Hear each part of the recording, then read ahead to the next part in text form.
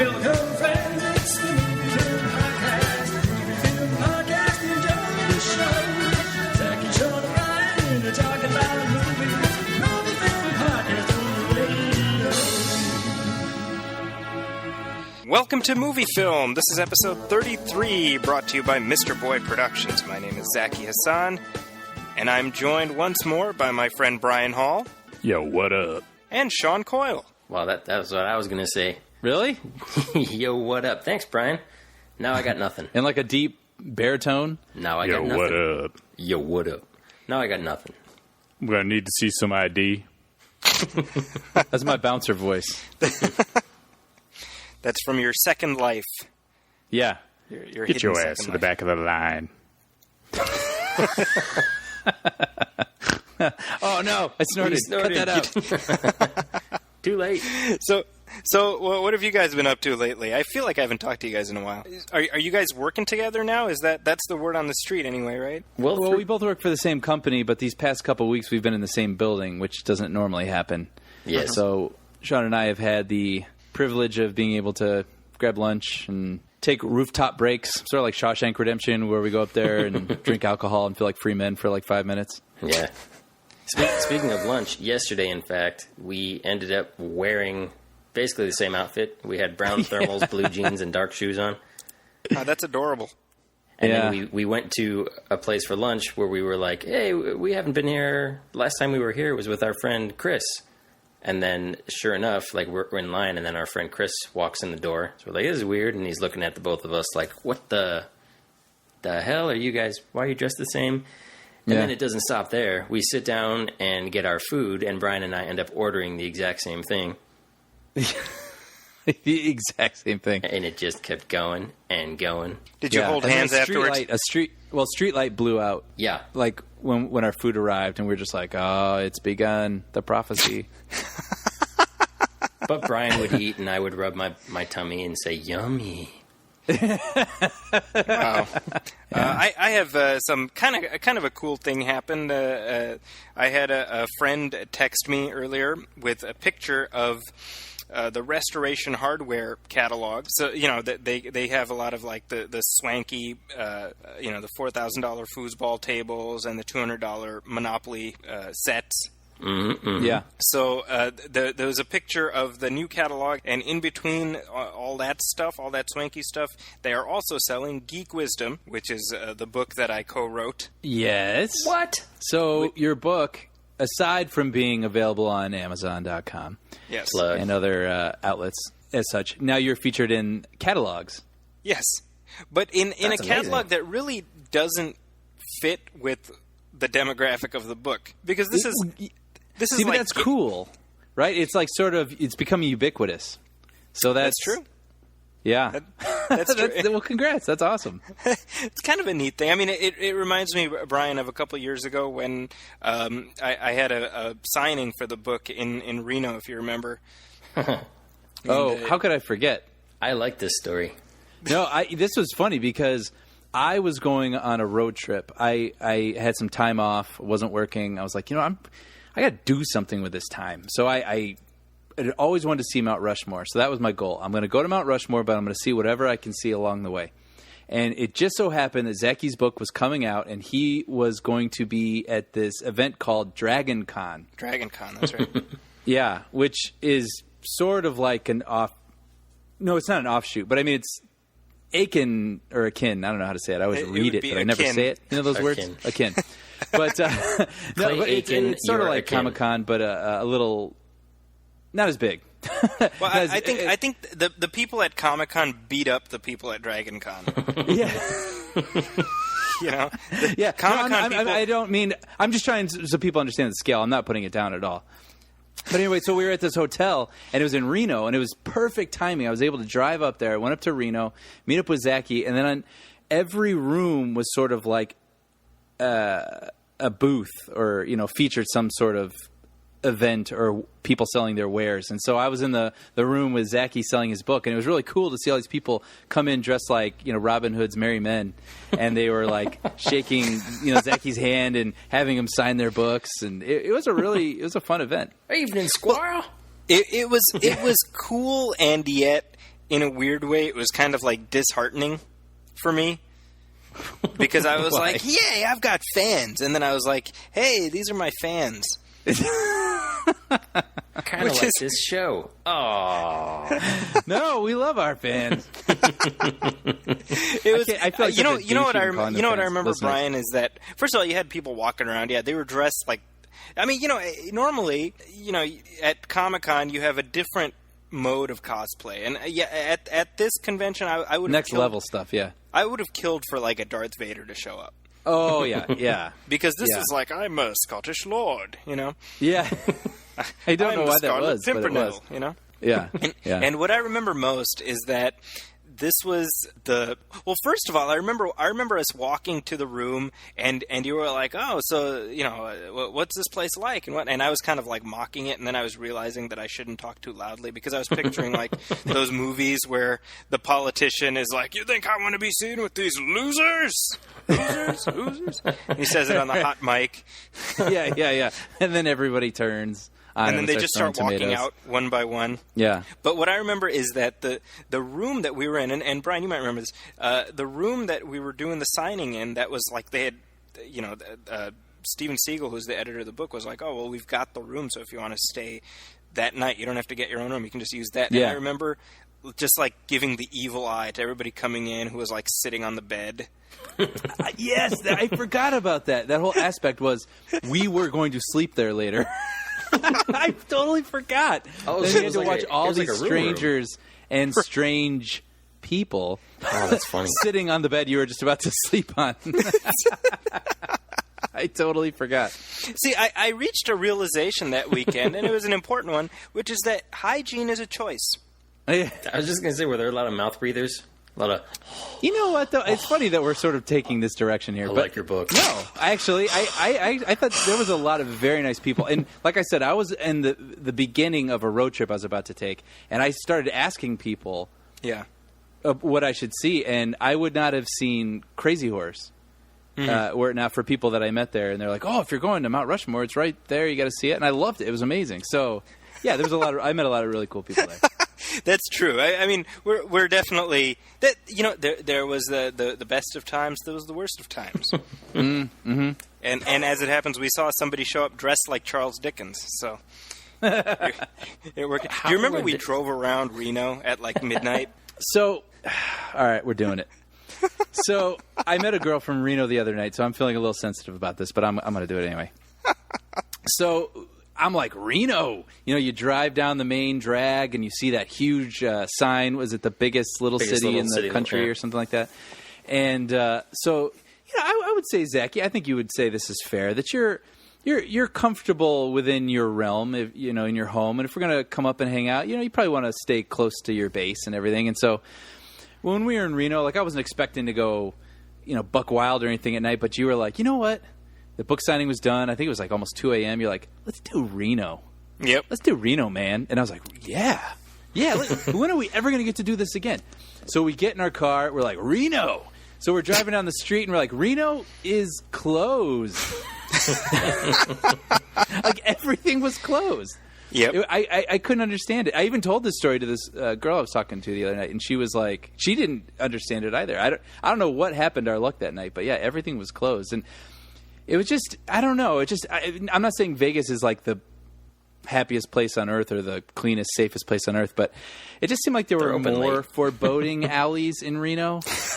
Like, and the casinos were a little smaller and they were a little older. And I was telling Zaki, it felt like Reno was Vegas prime. Like, they're like, we're going to make Las Vegas. And then it just kind of didn't go in the direction they wanted. So like, let's just leave this here. We're going to go, further south, and we're going to start over and make Las Vegas again. And so seriously, they did. Though, love Reno. To all the listeners, Reno. So that's our Reno story. That's our Reno story. So it's a long-winded way of saying check out Geek Wisdom. It's still a good book, and we're coming up on Christmas time. It's a great stocking stuffer. So it is. It's a really. Even if I didn't know Zaki, I would promote it. It's a great stocking stuffer. It's a really fun book. You got a little something on your nose there, Brian. I'm sorry. You got a little something on your nose. I got poop there. on my nose. You're saying? Yeah, you got poop on your nose. Poop nose. Hey, Zaki. All right. Well, as we do each and every week, we try to start things off with listener letters, and we have a couple of good ones here. So, this first one, this is came to us via our Facebook page, and this is from Derek, and he asks, "What great movie franchise besides Star Wars was seriously damaged by a bad sequel/prequel?" The Matrix. How many Power Rangers movies were there? No. There are 2 Power Rangers movies. Are there? I was just kidding. Yeah. So you're saying the Power Rangers sequels damaged the integrity of the first Power Rangers movie? Yes. Why not? You know who the villain is in the first Power Rangers movie? Isn't it David Abe Warner? No, it's Paul Freeman. You know, Freeman. he was Belloc in Raiders of the Lost Ark. Really? Abe Vigoda. He plays Belloc. he plays Belloc. Ivan Ooze. Ivan Ooze. And Was he like, "Again you see, Green Ranger, there's nothing you possess which I cannot take away"? Yeah, and then at the end he does a Jewish ritual. Yeah, it was very out of the blue. It didn't make a lot of sense. we learned recently that Bryan Cranston did a voice on the old TV show. Yeah, that's funny. Yeah, Bryan Cranston did, really? Yeah, he did a voice of one of the monsters. You know how, like, in those Power Rangers shows, they cut to, like, the Japanese footage of the Yeah. people fighting in the rubber suits? He did a voice of, like, one of the monsters that's just like, "I'm gonna kill you, Power Rangers." You kinda cool. know, I'll bet you at the time, Bryan Cranston's inner monologue, he's like, "Get into TV," they said. "You'll win an Emmy," they said. Well, you know what? I just read a story the other day where I guess at a Dodgers game, Tom Cruise was on this Jumbotron and he got booed. Aw. And then they cut to Bryan Cranston and the stadium like erupted in applause. Oh. Which makes me, yes, feel bad for Tom Cruise. But I was telling the story to my brother, and we were just like, so Cranston, like, he already had Malcolm in the Middle. I think he's already liked, but he found his iconic role later in life, and he's forever going to get fan love. Yeah, yeah. Wasn't there a question we're supposed to be answering? Yes, yes. The Matrix. The Matrix. So for you, sorry, we went down the Power Rangers rabbit hole and somehow. Sorry, listener. So Brian, for you, the Matrix sequels ruined the first Matrix. I don't want to say that necessarily it ruined... No. All right, I won't say that because it didn't ruin it for me because I still love the first one. I think in the general consensus is whether or not people still do enjoy the first movie, which I think everybody does. People think... When you bring up The Matrix, everyone's like, oh, well, yeah, but the sequel sucked. Sure. Like, that's just an addendum that it can't shake. Right. So... Because the sequels I do think suck. the first movie was damaged. Its reputation was damaged by its sequels. Man, I have to hold up the flag for the Matrix sequels. I'm the one guy who likes those movies. Why? I'm the guy who will agree with you depending on who is around within earshot. No, I'm just kidding. But Zaki was... He actually bought me the trilogy because he had gotten back into them, and he's like, just give it a second shot. Do it again. And so I did. And he's not wrong. I think I was a bigger defender of the second one for a while. I remember, Sean, I feel like after the second one came out, I remember getting a text or an email from you where you're like, yeah, I walked out of the theater and I threw my ticket Yep. What'd you say? Remember that? He's like, I threw my ticket He said in the he garbage. threw his ticket stub away. Yeah. Yeah. There was even a And picture. There was a picture I to go with defended it. that movie for a long time because I felt like a lot of people had that opinion. And so I revisited it, and now I will admit that I understand where people are coming from. It's crap. It's not as good It as is I not crap. remembered How it. dare you? It's But crap. no, I still don't think it's crap, but I do understand that it's a little more... A third of the movie overly is that philosophical and awkward stuff, orgy but- scene, that underground million-person orgy. Well, that's the only thing that does work, Sean. Awkward or awesome? No, yeah, the Zion stuff is pretty not good. Yeah. But, and that's what I think hurts the third film, too, is the third film, I rewatched it again very recently, within like the past 2 months. Mm-hmm. The third film's a cool action movie. Yeah. I mean, it is an above par action movie. The problem is it stars a ton of characters that you don't know. Like, you're introduced to the majority of these characters in it's that true. film. And it's in a world that I've been conditioned to hate from the second one. So it's just sort of a weird way to wrap it up, even though it's not a terrible movie. It's just I've never not, been all the way I through think, the what third people movie. would have wanted. What's that? I've never made it all the way through the third movie because of what you just said. Shut up. Are you serious? Yeah, there's all of those people. So you don't know how like, the Matrix ends? No, I know how it ends. But there's just all those people. I think the fight scene between... I think the fight scene between Neo and Smith at the end is amazing. I think it's just a great action sequence. Yeah. You know? Yeah. And one thing I've always said is, in order to really get the experience of the films, you've got to watch all the ancillary stuff. You've got to watch the Animatrix. You've got to watch the video game stuff. I mean, all of that together really makes it. I refuse a full experience. You know. Yeah. I refuse. That's been my. You can't expect the audience to do that. I know, it's a shame. It's a shame because it is something that's worth discovering, in my opinion. You know, it's worth discovering outside of sort of the expectations after the first movie. You know, I think at this stage, it's been 10 years now since The Matrix ended. I think it's okay now to just give the whole trilogy a new look, because I think people will be, if not pleasantly surprised, they'll be at least more welcoming of something outside of those expectations. You know. I think it's. I mean, I think it's all right if that ancillary stuff is like a cool addition to this story that you already know. But like, I don't like it that it's like no. You have to watch all this other stuff so that the movies make sense. Yeah, I like, don't. no, just I make don't a good feel movie. like it is. I think that it. I think it adds texture. Adds a lot of color to it. Yeah. Yeah. Right. But I don't think the movies are necessarily dependent on them. For me, I personally, I just. Again, I really rediscovered the films via sort of the ultimate DVD set that they came out with, because it had all that stuff on there. So I consumed it in that intended order, and I was able to appreciate it more. So that's why I tell people, like, give it a shot, you know? Yeah. And if certainly, I'm thinking about it now, that movie's almost 15 years old. So if, you know, people are listening and they haven't seen The Matrix maybe because they're younger or something, I totally check it out. It's I think it's you know, there's better ways to spend your time than The Matrix. Oh, the first one. I love how you two are like the angel and the devil on my shoulders. No. He's right. The first one. I think the action holds up. I think the story holds up. Yeah. I mean, it's a totally awesome. It's a tight story. The first one is a must see. But you don't have to go. You don't have to go down the rest of that road. But if you want to, it's there. No, Brian, Sean, you haven't seen the third one, but Brian, you might remember. One thing I remember about the third one is how Trinity, spoiler, but whatever, the movie's 10 years old. When Trinity dies, it's like a 10-minute long death sequence. Yeah. Like, she just will not die. You're right. She's like, I love you. And he's like, I love you. She's like, I love you more. It's like 10 minutes. It's like, no, you hang up. God, this show would be so much better if we actually talked about movies that were good. Well, any other franchises? Like The Matrix? Yeah, exactly. Any other good franchises that you feel got ruined by bad sequels? I actually wanted to throw one in.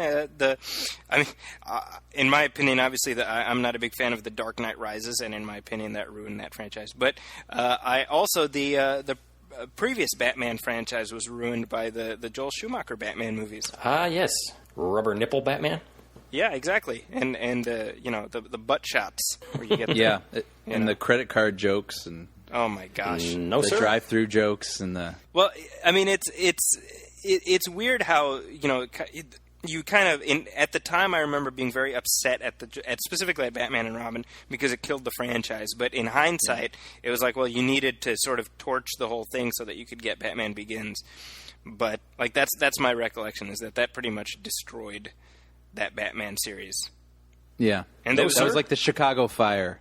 Yeah, exactly. I can't say that I have any use for rubber nipples. And the whole rationale behind the rubber nipples is like, because it's supposed to be, like a perfect body, and it was so tortured, the logic. Do you find that's good? I think those are good examples. Zaki, you and I are on the same page about the third Dark Knight movie. Do you find that because the third Dark Knight was kind of a letdown, that this is sort of how I see it, like the first Batman, the Tim Burton Batman, is really good, the Michael Keaton Batman. And then, like, each sequel that follows that is, like, a step down. But then by the time you get to, like, the Dark Knight trilogy and then the end of the Dark Knight trilogy, like, when that's over, like, I think even in the theater when I saw it, when the Dark Knight trilogy was finally complete and it was, like, a huge letdown, I was just kind of like, you know what? I really, really love that 89 Batman. Like, I just wanted to go all the way back to the beginning because, to me, that's the perfect Batman movie. Well, and I'm not as die-hardy into the comic books as you guys, but, like, For me, that was like the perfect Batman comic book movie. Well, I mean, we talked about obviously we talked about Batman, the '89 Batman, in our very first episode True story. of the show, which don't go looking for it. Everybody. well, don't seek it out. If you come across it, it might be an interesting historical artifact. And I think the content was probably okay, but our recording, I remember it's That's bad. a little shrill on the ears. we were That's learning. Brian's voice had not changed yet. That was actually, No. True. Only one. Brian was like, I became a "Great." man in the process of the show. The funny thing, Sean, having now, I have a lot of nostalgic attachment to the Batman, but just a few weeks ago, I was listening to this podcast by Kevin Smith, who obviously is a huge Batman fan, and he was talking about he did like a commentary track of the first Batman movie.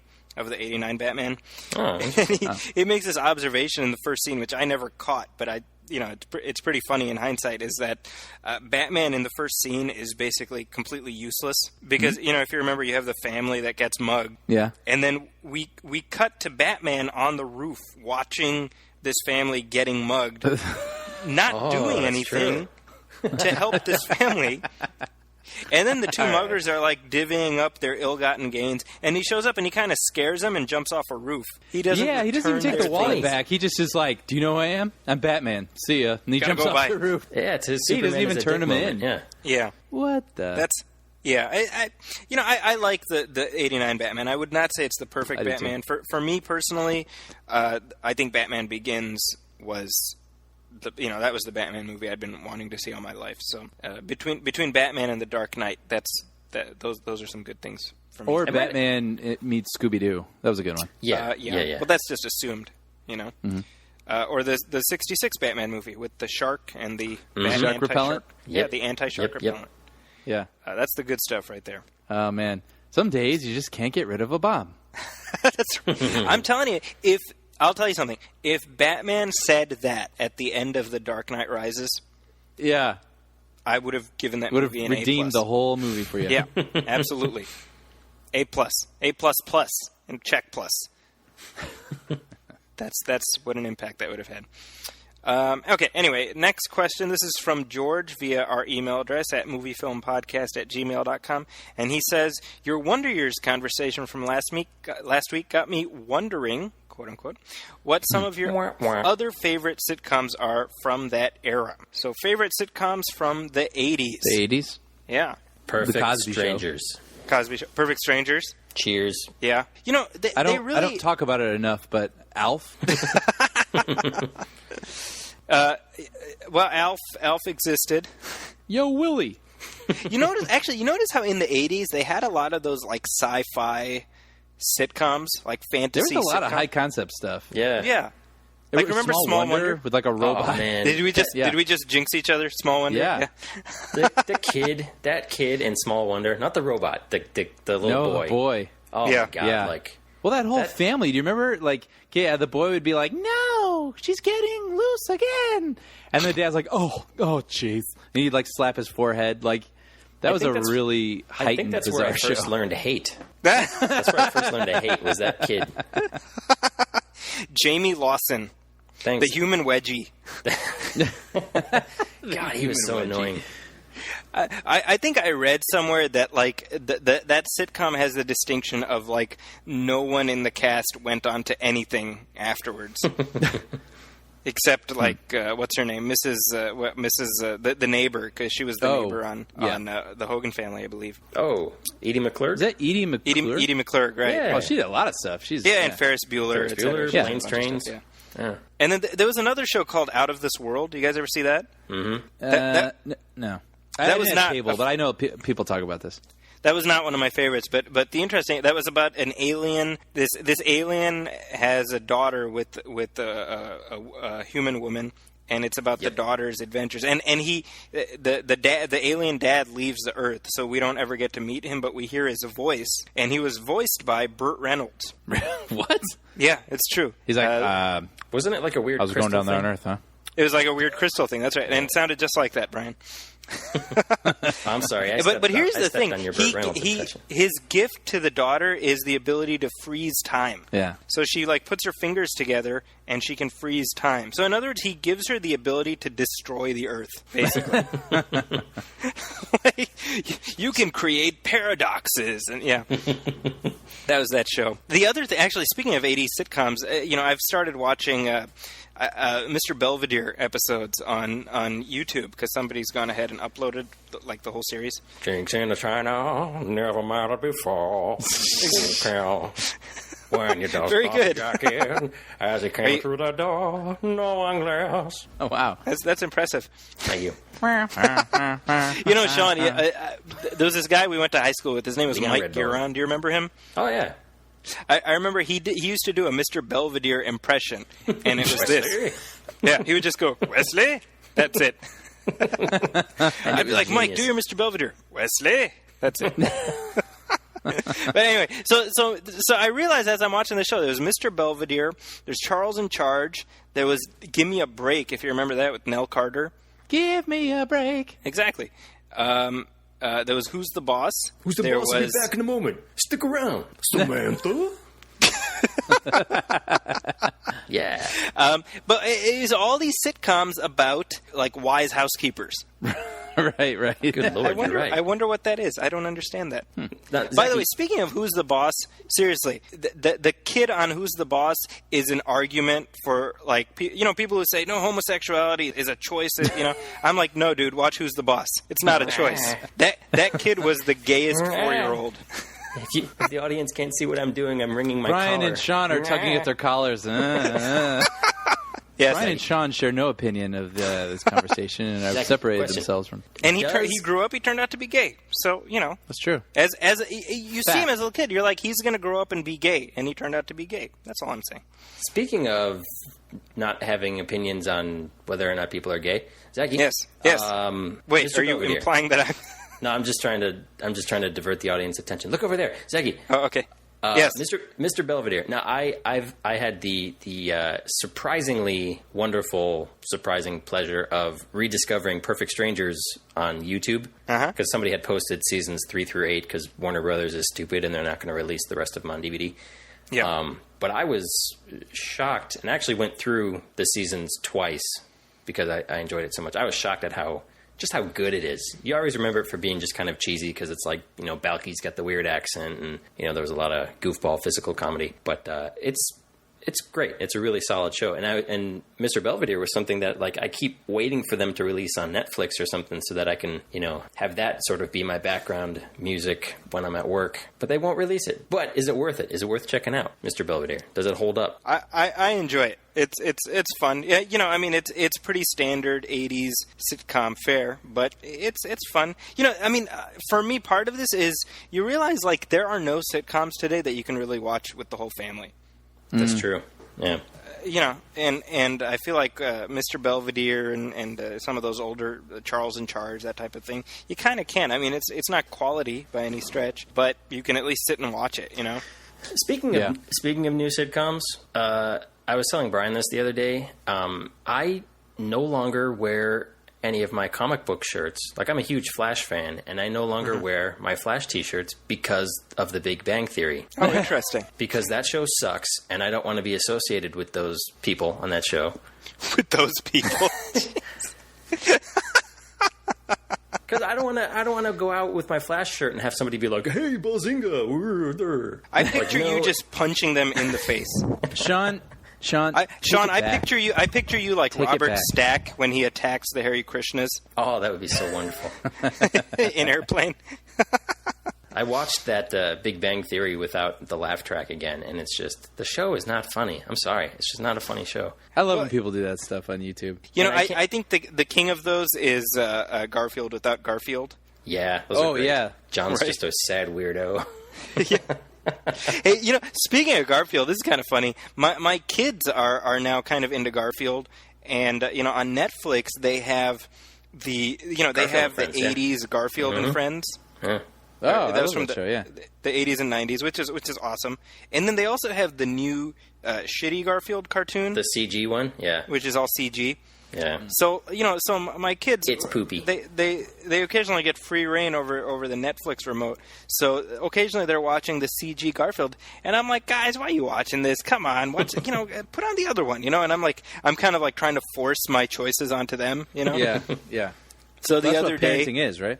that I assumed, right? So I'm told. And so the other day, I come down and they were watching something, and they hear me coming, and they turned it off. They're like, "We weren't watching the new Garfield." Ah! It's like Well, I their guess dirty those are good movies. problems. It's their version of a dirty movie. So they're like afraid of my disapproval. But it's That's seriously hilarious. the old one Kind of is adorable. is better. Yeah, I agree, but. I knew what they were doing, so I smacked them, of course. 'Cause I was like, "Don't you lie to me!" And that's how that happened. So I think we answered the sitcom question. I'm not sure. We went down a little bit of a rabbit hole there. Another one? Yeah, we go down a few of those. Damn rabbit holes.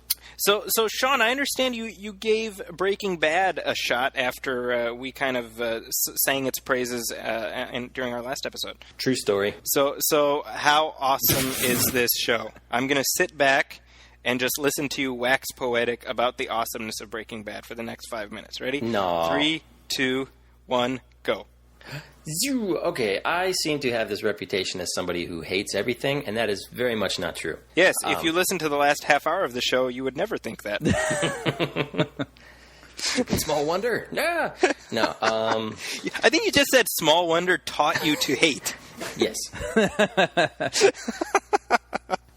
Yeah, Breaking Bad. And I was telling Brian this because we've been working together for the past couple of weeks. I find, and I've ranted and stuff about this before, and Zaki knows, like, when you have kids and all that blah, blah, blah, blah, blah, and, life stuff gets in the way. Like, it's all about the budget and the sacrifice of your time. And for me, it's like, I look at these investments in like a movie or a TV show or something like that as kind of like going on vacation. And like, life can be stressful. And when I go on vacation, I don't want to be stressed out or grossed out or depressed or sad or anything like that. And after the first 2 episodes of Breaking Bad, I felt very, very dirty and very and very disturbed. Okay. And I just, my wife, because the second episode, for a lot of you, I'm sure, know, involves the acid and the body in the bathtub, and what I understand to be the most graphic scene pretty much in the whole series in terms of gore. So she checked out after that. And I'm gonna at least get through the first season, but I just don't know. And Brian put it well when we were talking about it. It's not a place that I necessarily want to spend time in right now. Something so heavy. See, I can understand that because I don't think it has to do with the quality of the show. Because for me, no, not at all. It's a very I'm with you in the fact that I don't like spending I never got into Dexter because I just didn't want to spend time with like a serial killer. Mm-hmm. Like it just sort of icked me out. Yeah, I was like, But like with Breaking Bad, it is a grim universe. But for me, like what I'm in search of, and I know you have less time than I do, having the kid and everything. But like I'm just in search of like a good story that's going to just take me somewhere.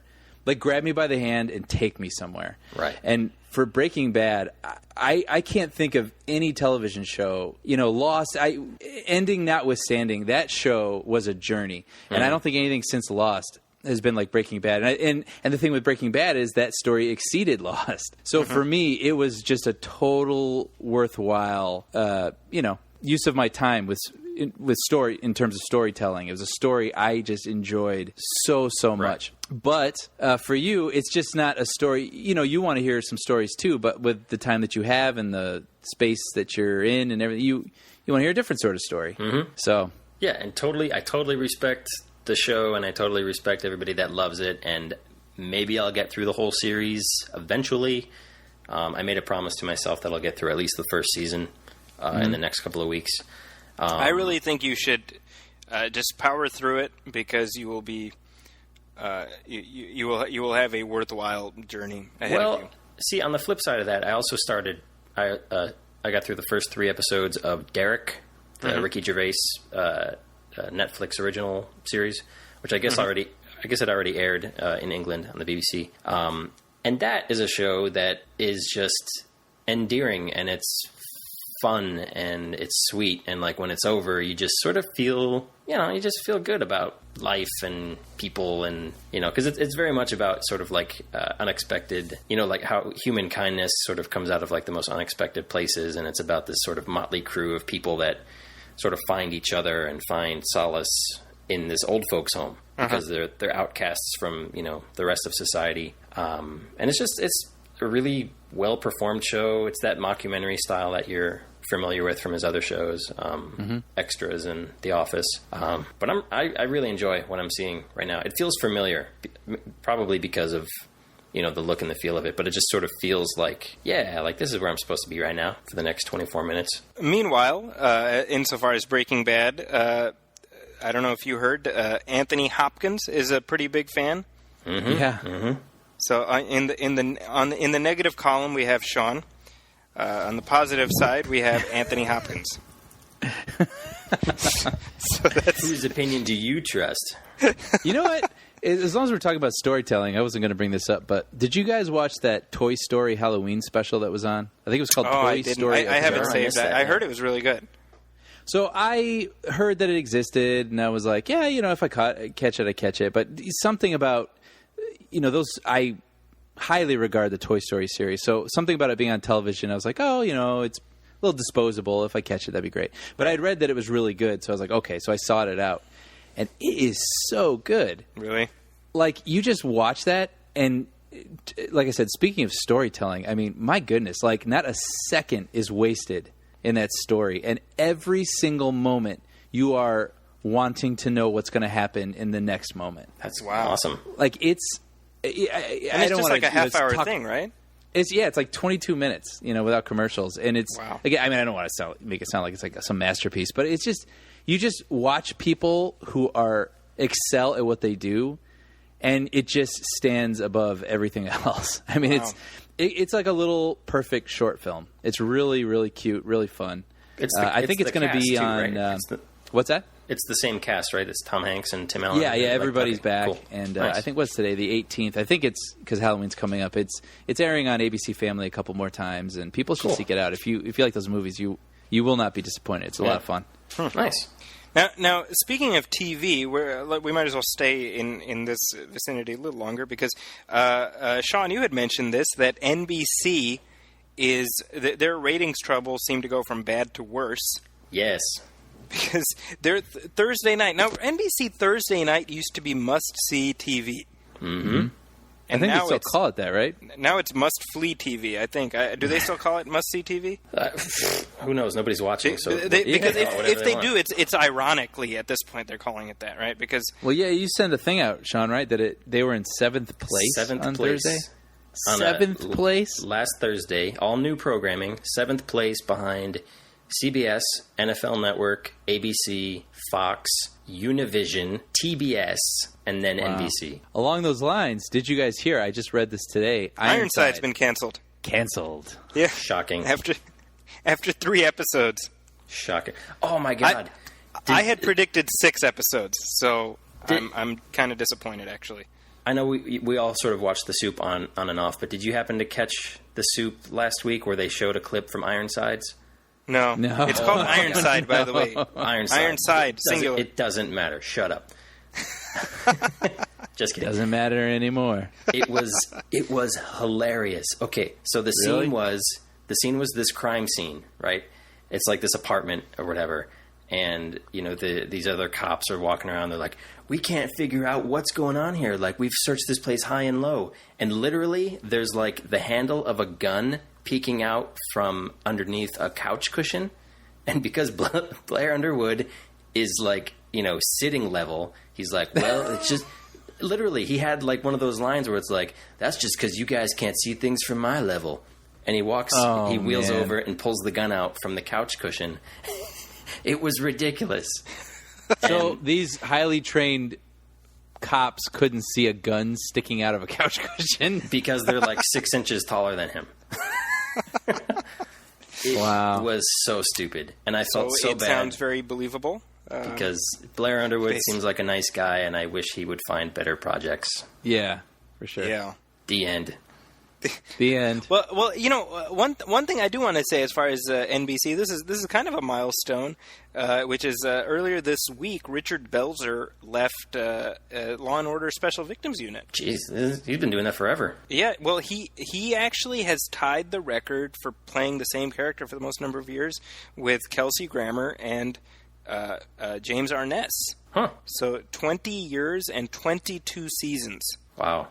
Which is bananas. But the crazy thing is that his character, John Munch, has appeared on a whole bunch of other shows. Everything from Arrested Development to The X-Files to The Wire. So I think that character has some kind of a record for the most number of shows that a single character has appeared in. Like, most number of different series. He started funny on Homicide, correct? Yeah, he started on Homicide. Right. He went to SVU. He's been on all the other Law and Order shows. I believe he's even been on like the UK Law and Order. If he hasn't, like, they'll find a way to make that happen. I like the UK Law and Order. Me too. Yeah. Me 3. So actually, so we're talking about NBC and how they just suck. Now, The Walking Dead just premiered the 4th season, and it got I believe more than 9 million viewers, or just around 9 million. Yeah, viewers. Almost 9 million. Wow. Yeah, I guess next to the Breaking Bad finale, this was the second highest rated program ever on AMC. So with those kind of ratings, how would it be doing on a network? Would it be like one of the number one shows? Well, I guess the total in the 18 to whatever the key demographic is that they follow, 18 to 34. It almost was up there with like NFL football, which is huge, because football in any, like, college football, pro football, whatever, like, usually kills it in the ratings. And the fact that this cable show was like way, way, way up there is a huge, huge deal. Well, see, but that's just what's funny about it, because those numbers would be really great on network television, but I just don't feel like that show literally couldn't exist on network television. It could not. Yeah, the way that true. it does. Yeah. Right. And it's funny because at work, this guy was bringing to my attention that there's this show called Hieroglyph. Okay. It's going to be on Fox, and he's like, yeah, Fox is going to do this show. It's set in ancient Egypt. And immediately I was like, what is it, like a police procedural? You know what I mean? Like, every show's either about doctors or a police procedural. So I was like, yeah, but just put it in ancient Egypt, you know? Yeah. Yeah, he found the body behind a pyramid. But immediately in my head, when I heard it was going to be on Fox, I was thinking, oh, okay. It's already canceled. Like, I know what it's going to look already like. canceled. You know, and apparently it involves, like, magic, too, because of course it does. And so, you know... So it's their answer to Game of Thrones, I imagine. But Game of Thrones looks like a movie every week. Right. And this is going to look like an SNL sketch every week. So it's true. I just feel like I don't know what it is. And Sean mentioned it the other week when he was talking about all these networks have palettes. Mm-hmm. That's true. Yeah. It's like they can't escape it. They must do it on purpose. It can't be an accident. And for consistency of tone, or yeah, and that is. I don't know. They need to stop it. Well, I saw some outside the box here a little bit. I saw some promos the other day for I believe it's called Being Human, and it's the new cop show starring Carl Urban. Yep. And I think it's created by J.J. Abrams, or it's like produced by J.J. Abrams. Oh yeah. And I'm like, man, I like J.J. Abrams. I like Carl Urban, and this show will be canceled within 10 episodes. Yeah. You know? Yeah. Because it just looks like another generic. It's the human cop and his robot partner. Well, they have done that series several times. Sounds kind of like Alien Nation, right? Yeah, which was on Fox, by the way. Yeah. Anyway. I mean, there's definitely a genericness, in inflicting or afflicting. Yeah, there's television. I know this is the movie film podcast, but real quick, like, what is in your guys' DVR? Because there's really nothing that I really make time for. Like, I DVR South Park and I DVR Community when it's on, and the rest of it is all like Disney crap that we record for our daughter. It's like Sesame Street and stuff like that. Yeah, I mean, for me, the stuff that I make time to watch immediately, other than like Jon Stewart and Stephen Colbert and that stuff, is Walking Dead, which is something my wife and I watch together. That's one of the few shows that we watch. And like Arrow, I really like Arrow, and I've still got Agents of S.H.I.E.L.D. in there, even though it's admittedly getting tougher to get through it. But yeah, the pickings are slim. Yeah, it's a shame. Yeah, I'm tending to gravitate more towards TV on DVD and just older stuff. Yeah. Well, I find that I don't really give a lot of things a shot. Right. Or maybe that's not the right way to say it, but I don't watch things that I feel half-hearted about. Like, I don't have a lot of commitments to shows like that. Like, the only shows that I DVR or that I make time for are shows that I'm sort of passionate about, like Mad Men or Breaking Bad. Right. Or, there's no sort of I just kind of watch this because I have some time. Like, I find I don't have time, so I only watch things that I feel very committed toward. Which is, by the way, the same reason that Brian had such a hard time becoming friends with me initially. Because he was like, I don't know if you're really worth hanging out with. I'm not getting I'm not sure you're the friend kind. It was very sad. You're pretty good. We'll see where this goes. Right. It was incredibly awkward. But while we speak of originality, now I've been telling you, I've been singing the praises of this movie, All Is Lost, with you guys for the past couple of episodes. It looks great. I'm a big believer of this movie, and I've been trying to spread the word as much as possible. And I had a chance to speak to the movie's director, J.C. Shandor, earlier this week, and I basically just raved about the movie, and he listened to me fanboy out. So I figured I'd play some of this for you here because we had a very interesting chat. It's not a spoiler-filled chat, which is why we can kind of place it earlier in the show, and hopefully what he has to say will intrigue not only you guys but those of you in the audience enough to check the movie out. So why don't we go ahead and play my interview with J.C. Shandor about All Is Lost. I just want to say, first of all, I was blown away by the movie. I saw it weeks ago, and it's been in my consciousness. I've been telling random people on the street, go see it. It's designed to be a time release capsule. For the people that it seems to be working for, it does sort of, kind of bounce around for a while, which is what we all hoped. That was when you begin something like this, you can only, hope that'll be the case. But, there's something kind of universal about this weird, kind of guy on a sailboat, which is not the most kind of universal situation, but I think because it's so sort of abstract, it allows people kind of to come in. So it's been, thanks for saying that, it's been a pretty, we all took a little bit of a risk to go do this, Mr. Redford more so than anybody else, and, we're all pretty proud that we managed to pull something off that at least, a pretty good percentage of audiences are really able to, go on this ride, that we created. Well, and I was wondering if you could touch on, I know you've told the story before in previous interviews, but for the sake of our listeners, what led you to this film as being the follow-up to Margin Call? Because obviously they are very different in terms of tone and whatnot. And also what led you to Robert Redford being our man?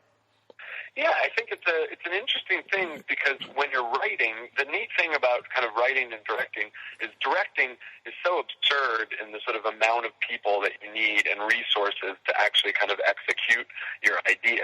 It's sort of laughable, when the credits go by, I'm always amazed that everybody kind of showed up. But as a writer, when you're starting, you don't have to kind of think about all that. It's just kind of this lonely period, and it isn't costing anything. It's just costing, your time and energy. And so, this idea started as one of many and kind of bounced around. And so I never really thought, I think somewhere deep down I certainly thought, well, that's a movie you're going to go make. But you don't know that at the time. So it was just this kernel that kind of wouldn't go away, and I kind of stowed, visual ideas, for it away over sort of a long period of time. But then the breakthrough was during the editing of Margin Call. I was riding the train a lot up and down the East Coast of the United States. I was living up in Providence. We had sort of gotten priced out of New York City, and so my wife and family and my kids and I moved up to Providence. And I was editing Margin Call, though, in New York, and it was kind of a very stressful time, and I didn't know, whether I was going to be able to feed my family and, do this as a living. And these boats all up and down the eastern seaboard were sort of left by the train tracks on boat yards up and down the seaboard, kind of all winter. And there's something sort of so sad about a boat, kind of like, it just seems so absurd and kind of, wasteful. It just has no purpose. You sort of realize the absurdity of the endeavor, when you see one of these things, which, kind of humankind used them, for most of our exploration up until a couple hundred years ago, as our main tool, and now they're kind of left as this sort of relic. And there was something kind of fascinating about that, and the next thing I knew, I had written the letter that opens the film. And once I wrote that letter, sitting on that train, the next couple months really started to be very specifically about finding a movie that would end up with someone, writing that letter. And so that's when the film became very specific for me. Redford was I was sort of halfway through writing the script. I was taking my first film to Sundance, and he gives a big welcoming talk like every other filmmaker, who's ever gone to Sundance. He gives a big brunch where he takes the filmmakers outside of Park City up into the mountains where the labs are run, and he comes in and gives a talk, and I was in the back of the room, and the speaker on my side of the room was having technical trouble, and his voice was kind of coming in and out as the speaker was kind of becoming unconnected. And then finally someone came and fixed it, and he ended up telling a story about Jeremiah Johnson and the struggle he had to make that film. And it was sort of like, the proverbial light bulb went off in my head, which is, you take this kind of iconic actor whose voice is one of his, key tools, and if you kind of took that tool away from him, what would it force him to kind of do, and what could he bring? And then, of course, he's telling this story about, that film, Jeremiah Johnson, which is sort of a cousin of this film, and so I realized this is kind of an adventurous guy, and that, maybe I should take the flyer and just ask him, and so I did. Not at that event. I went out, but, a couple weeks later, I finished the script and sent it to him, and it was that simple, and he said, amazingly, he said yes. And, I mean, what do you think drew him to the material? Because I have to think he was a little bit, he must have looked at it a little bit askance, like, are you serious, He, the amazing thing for me is that it was really only a month or two after Margin Call, my first film, had premiered at Sundance. So my film hadn't even come out in the marketplace, hadn't been reviewed by a broad stroke of reviewers. And our film at Sundance was sort of well received, but it wasn't the glowing hit of the festival. It was later in the year that it kind of built this momentum. So I give him credit for just kind of, believing purely in the idea. It wasn't like I was some hot up-and-coming guy at that point at all. I mean, he really, this was very early in the process where he kind of took this chance on me. But, I walked in the room, and I would say no more than 10 minutes in that he kind of looked at me, and he's like, look, I wanted to make sure that, you had thought this through and that you weren't sort of crazy, because it's a pretty, outlandish idea, but it seems like, you have a plan. And, I remember he looked at me and he basically just said, let's go do this, that quickly. There was something, something about the idea that just clicked with him. And I think he's one of those people, it's probably a key to his success, that he realizes, once he sees an opportunity and feels like he can bring something to it, he never doubted it from that day forward. It was just, let's go do this. I mean, most importantly, amazingly, never doubted me. It was like this bizarre kind of subconscious trust that he had that I knew what I was doing. When that might have not been his best instinct, but it worked out all right somehow. Well, and to that point, when you watch the film, what really struck me is that it's so, in narrative terms, it's so stripped down. I mean, this is survival on its most basic terms, and in that sense, I mean, the fact that we know nothing about his character. I mean, I mentioned to somebody, I was like, he could be a murderer or something. We don't know. And whether he's running away. I mean, Redford and I did have sort of certain signposts that we had presented for ourselves about the character. We wanted him to be not a person who had just been doing this for 20 years, you know, kind of in some aimless, ridiculous, endless loop, that there really was, that he was leaving something, that there was a community, and you know, most likely a family that he was leaving. Right. So we had certain things that we both felt pretty strongly about, but then the film really does, you know, hopefully take what is oftentimes the sort of weakness of the survival genre, which is having to sort of paste on, you know, kind of a Band-Aid or a crutch, so to speak, narratively speaking, right, to kind of communicate some of that backstory and in a weird way, in this case, by embracing the sort of inherent weakness in the genre, you are allowing potentially something greater to sort of happen, which is that you start kind of literally inhabiting the character in a weird way, you know, take the sort of common everyman theory to sort of its furthest point, which by the third act, potentially, if I've done my job well, you are almost becoming, he is living out some weird thing in you, you know, and if we've pulled that off, it's a pretty neat trick. Yeah, well, and you know, a comment I made, and this isn't to denigrate that film, but he doesn't have a volleyball to talk to. And you know, by not giving myself that crutch, I think, in a weird way, you know, have a more intense emotional experience, you know, than you might otherwise. You know, only with one tool that I had, which is, you know, Redford has this sort of innate ability to communicate sort of complex, you know, emotional transitions. Yeah. So most people can communicate fear non-verbally. You know, most great actors can.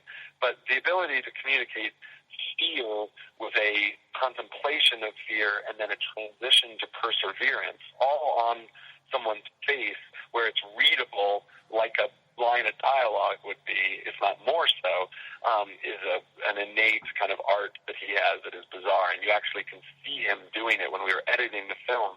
You know, take by take, he can actually alter it. You know, I mean, it was like picking lines of dialogue on the takes.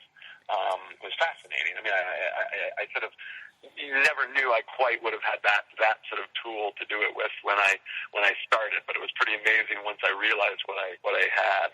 I guess my ender here is, what was your state of mind as you're directing not only one of the greatest actors of all time, but also one of the great directors through an essentially wordless performance? He, you know, amazingly was, from our first meeting, you know, could not have been more generous and sort of trustworthy towards me.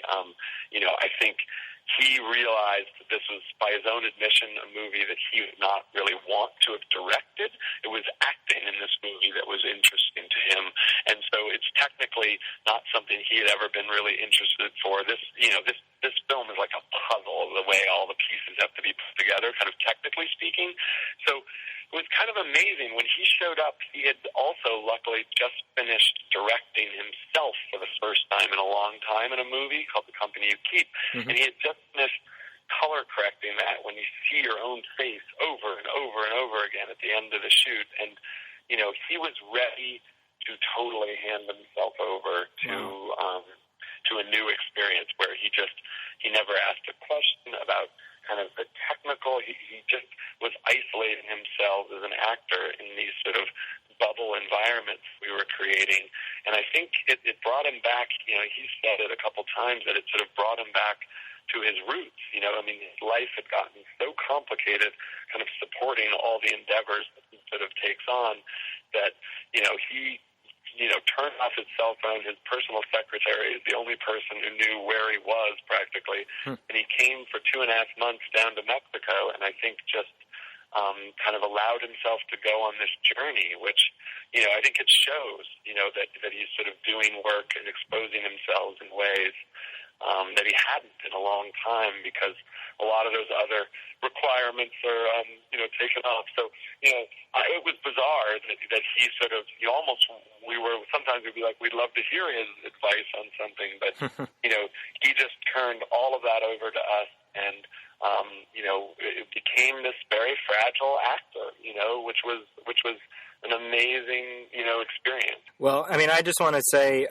this film is an achievement, and in all sincerity, it's one of my favorites of the year. So I'm hoping people discover it because I think it's a fantastic experience. Yeah, and it's definitely meant to be seen in a movie theater. It's one Totally of those agree. films that kind of needs that larger than life experience. So I hope people go see it. It'll be fun to see. All right. So you guys should definitely check this movie out. It comes out on the 24th of October, so shortly after this episode goes up, it'll be... That's next week. Up and about, yeah. The 25th, excuse me, not the 24th. But That's still next week. Still next week. That's Yeah. right. So do check that out. It's Yeah, again, I really want to check that out. especially if you liked Gravity. Again, it's this great counterpoint to that. So from there, let's pivot to some Hollywood headlines, and we've got a small arsenal of things to talk about this week. I guess first up, I wanted to mention this only because we talked about it very briefly a few episodes ago, so just in the interests of completeness. I know, Brian, you're probably very disappointed to hear that Charlie Hunnam has dropped out of 50 Shades of Grey. I know, right? Drag, brah.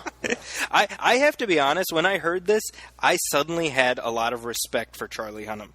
Yeah.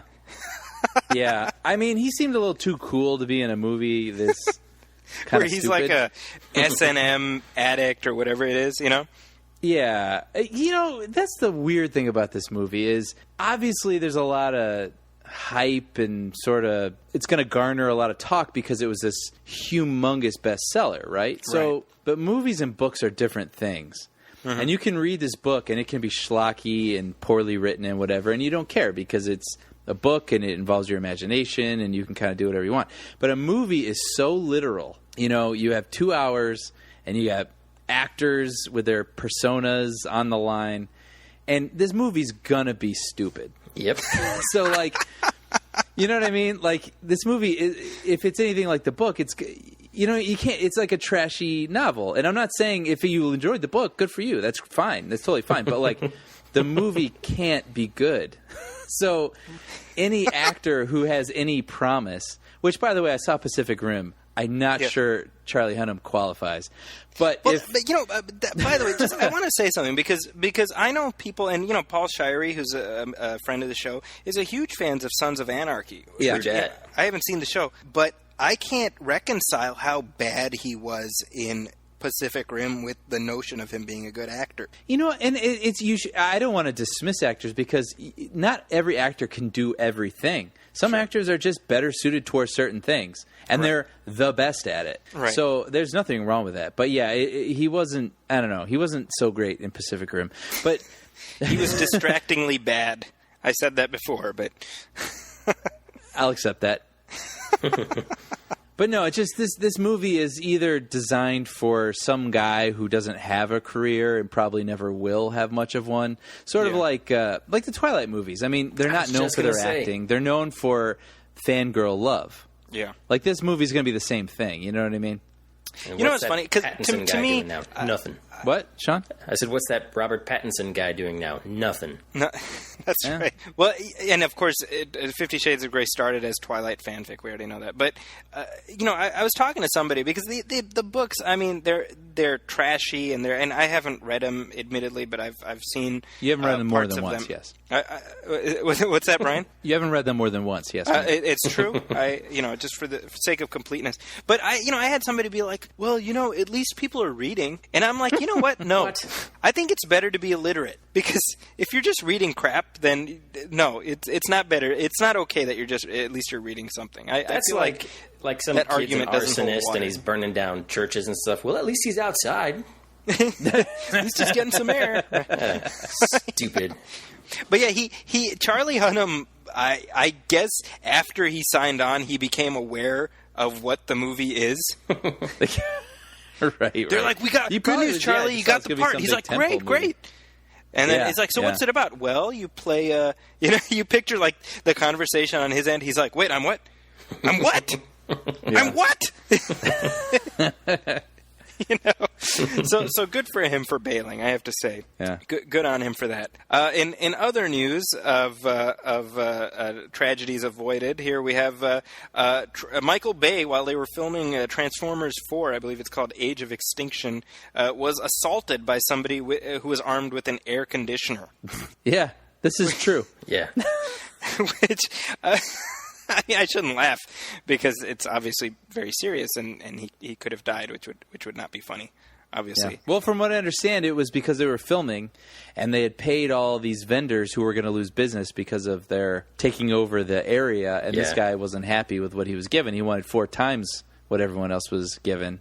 Yeah. And according to Michael Bay's reports, and I guess other people's reports, the guy seemed really drugged up, and it took more than several people to take this guy down. Yeah, and he was biting I people. think the guy should just be like, the air conditioner was a Decepticon. I think that should be his excuse, and just let's see what happens. Well, he bit a few people, didn't he? Didn't he bite, he yeah, bit through somebody's shoe or something like that? Like, this wasn't just an angry guy who threw a punch. I mean, this guy was like, biting and... Yeah. Wow. Yes. Zombie apocalypse. Yeah, it starts. Turns No, out we it were doesn't. expecting it to be a plague created in a laboratory. Turns out it starts with Michael Bay movies. Makes sense.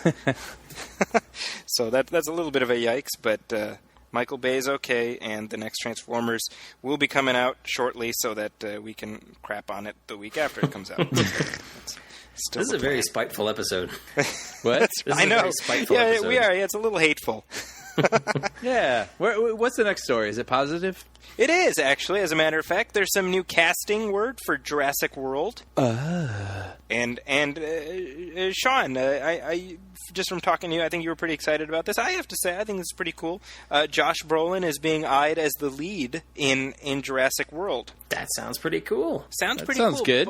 But I have to admit, I am a little bit bummed because this probably means we will not see Alan Grant and or Ian Malcolm or any of our old favorites return to the Jurassic Park franchise. Yes, but. Yes.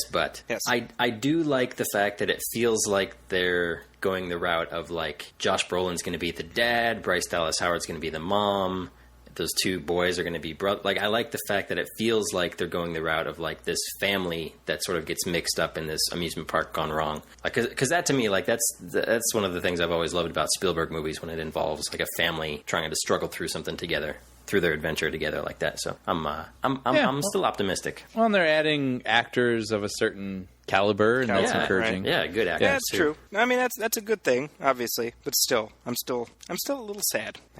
Other news. Speaking of sad, while we sort of work our way up to some of the new releases this week, The Fifth Estate is out this weekend, and that's the movie that stars Benedict Cumberbatch as Julian Assange, the founder of WikiLeaks. And it's looking headed towards a sub-$4 million weekend, making it the worst DreamWorks debut of all time. Now, I didn't even know this was a DreamWorks movie. I thought this was just some little indie label, small production company movie. I had no idea this was supposed to be a big picture. Yeah, well, there were Oscar hopes for this thing. I mean, they had a lot. Why? I mean, just this because was it's meant to about be the a prestige WikiLeaks pick. thing? Good Lord. Just because it's about I mean, like, it's directed by Bill WikiLeaks Condon, thing. who's not. I mean, he's no hack, Bill Condon. Yeah. You know? I don't know if this is a movie or a story that I really want to go to the theater to watch, though. Yeah, I don't care. Like Captain Phillips being recent. I was almost thinking, like, maybe it's too recent history. Like, I already know everything about that story, the Julian Assange story, so it's like, what do I care? Yeah. You know, but that's a good point, yeah. Captain Phillips, I guess you could say the same thing about, but I want to see it. So I guess Brian, you still there haven't you go. seen Captain Phillips? No, I haven't, unfortunately. Well, we'll talk about Captain Phillips a little bit, and Sean, I believe you have not seen that one either, right? No, but going back to what's his butt there, Cumberbatch. Yes. Would you guys be shocked to discover that he was either A, an alien in real life, or B, like Ian Holm, an alien, some like crazy Like factoid? a replicant. Yeah, He does have a my prediction. weird I'm putting sort money of on presence. it now. It's going to be revealed someday that Cumberbatch was like this experimental human or something like that. He has like a perfect charm. Yes. He did a Reddit AMA the other day, and he kept saying every answer he put, everyone was like, "Yeah, that's exactly what I wanted to hear." It was like a little too perfect. So it's either mind control alien or synthoid. You heard it here first, folks. Yeah, that's the Movie Film Podcast. We are on the forefront of the truth about the stars that you think you love, but you actually hate. Speaking of new releases, and this is one really we have to remind people. Escape Plan is out this weekend, and no one seems to care. Yeah. No. It's weird. It's such a bummer, too. When I saw that trailer, Schwarzenegger and Stallone escaping from prison. Like, that's perfect. Right. That's perfect. But I I was bored during the trailer, and I don't know why, but I was. You know what's really interesting is that if you go on Rotten Tomatoes and you start to read not the full reviews, but just the little blurbs that people write, it's almost at like 50%. It's like 47% or something like that. It's actually doing pretty good with the reviews. But everybody, love it or hate it, everybody says the exact same thing. It's like, yeah, it's mindless and stupid. It's exactly what you expect. But sometimes there's a tomato, and sometimes there's a rotten tomato next to it. Right. So it's kind of like, I would wager that this movie is sort of exactly what you're expecting it to be. But you know what's weird, though? I don't know about you guys. Like, I feel no great urge to go see it. No. And I can't explain exactly why. Makes me sad. Exactly. I feel sad because of that. Yeah. It's like, oh. I don't know, go ahead, Brian. No, for some reason I was thinking of Demolition Man. Uh-huh. Just to compare it against, I guess because of Stallone and maybe like prisons or something. But like something about, Escape Plan, every image I've seen from it is like really brightly lit, which is kind of weird. Like it almost looks like I'm on a set visit rather than watching the movie, all the images that I've seen. That's true. That's a good point. And it just looks like there's no style to it. I don't know. That might have something subconsciously to do with it. You know what it reminds me of? There's this movie in the 90s called Fortress, starring Christopher Lambert. Christopher Lambert, a.k.a. the Highlander. And it was kind of this low-budget, futuristic prison flick, and it adds, I think Kurtwood Smith is the villain. And I get a Fortress vibe from this thing. But somewhat connected to this is I just read a story today that Schwarzenegger now wants to try to run for president in 2016. Shut up. In 2016? No. In 2016, he wants to try to change the Constitution to run for president, Why not? I better hurry up. Well, it's just like, he's kind of like, well, I have nothing else to do. Nobody's watching his movies. And it's funny, actually. I'm not trying to go down a political road here, but, Schwarzenegger was governor of California. Like, that happened. I know. It's easy to feel like that was some sort of weird dream. Yeah. Right. And here's the interesting thing is that when I graduated from grad school and I got my master's degree, my diploma is from San Jose State. So it's signed by, the dean of the school and the governor of California. Awesome. So my diploma is signed by Arnold Schwarzenegger. That's awesome. That is weird. When you think of your governor... Yeah. Because growing up in Illinois most of my life, you're like, yeah, the governor is a guy, and I could probably bump into him somehow if I wanted. You know what I mean? A Terminator. Well, not just that. You guys know, we all grew up in Illinois, and in Illinois, the governors go to jail. Like, that's just a thing that happens. It's so true, yes. Right? So I remember when I moved here, it was like right when George Ryan had gone to jail or was about to go to jail. And I'm like, man, friggin' Illinois, man. And then I come here, and it's like Arnold Schwarzenegger's governor. I'm like, what the hell? Yeah, our governor covered himself in mud and defeated the Predator. Yep. Beat that, George Ryan. With his brains and brawn. He defeated it. Fifth of the Predator cast has held office. We're just waiting on you, Carl. Yeah, you guys remember there was a Saturday Night Live skit where Carl Weathers was like, "I want to be governor of any state." Like, oh yeah, vote for me, the black guy from Predator. Yeah. By the way, Carl Weathers is in that Toy Story special as like a awesome G.I. Joe sort of character, and he's hilarious. Oh, that's great. Circle of life. Carl Weathers. It's a wheel of fortune. Okay. Anyway, moving on. Wow, we went down a very fascinating tangent there, I have to say. Yeah, this is a very like free form sort of episode I'm feeling. I like it. You know what? It's Friday I wanted night. to. Let's do it. I know, and it's late. And Brian, you're leaving for Chicago in the morning. Very, very early in the morning, and I haven't finished packing. You have to go visit Rod Blagojevich in jail. That's what's going on. So I wanted to mention this with you guys. Ed Lauder passed away. I don't know if you guys know who he is. Yeah, I do. God damn it. He's exactly right. That's what I know him from, and we should actually maybe play some of his audio from Not Another Teen Movie where he played the coach. This guy was one of the most familiar character actors of the past several decades. And actually, let's pipe in the audio from that clip from Not Another Teen Movie. God damn it, let's hit the showers, god damn it! Bunch of candy ass got a lousy practice! We're gonna get our asses kicked Friday! Coach, what about fourth string? Didn't even get to practice. Weiler, after all the goddamn shenanigans you pulled last season, you should be thanking God you're still in goddamn uniform, god damn it! And not only has he been in Not Another Teen Movie, god damn it, he was also, he was in The Rocketeer, he was in School Ties. Like, he's one of those guys who like, everyone has seen him. He is the quintessential, hey, that guy. Yeah. Totally.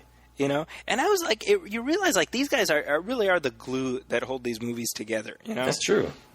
So it got me thinking, like, who are some of your favorite character actors?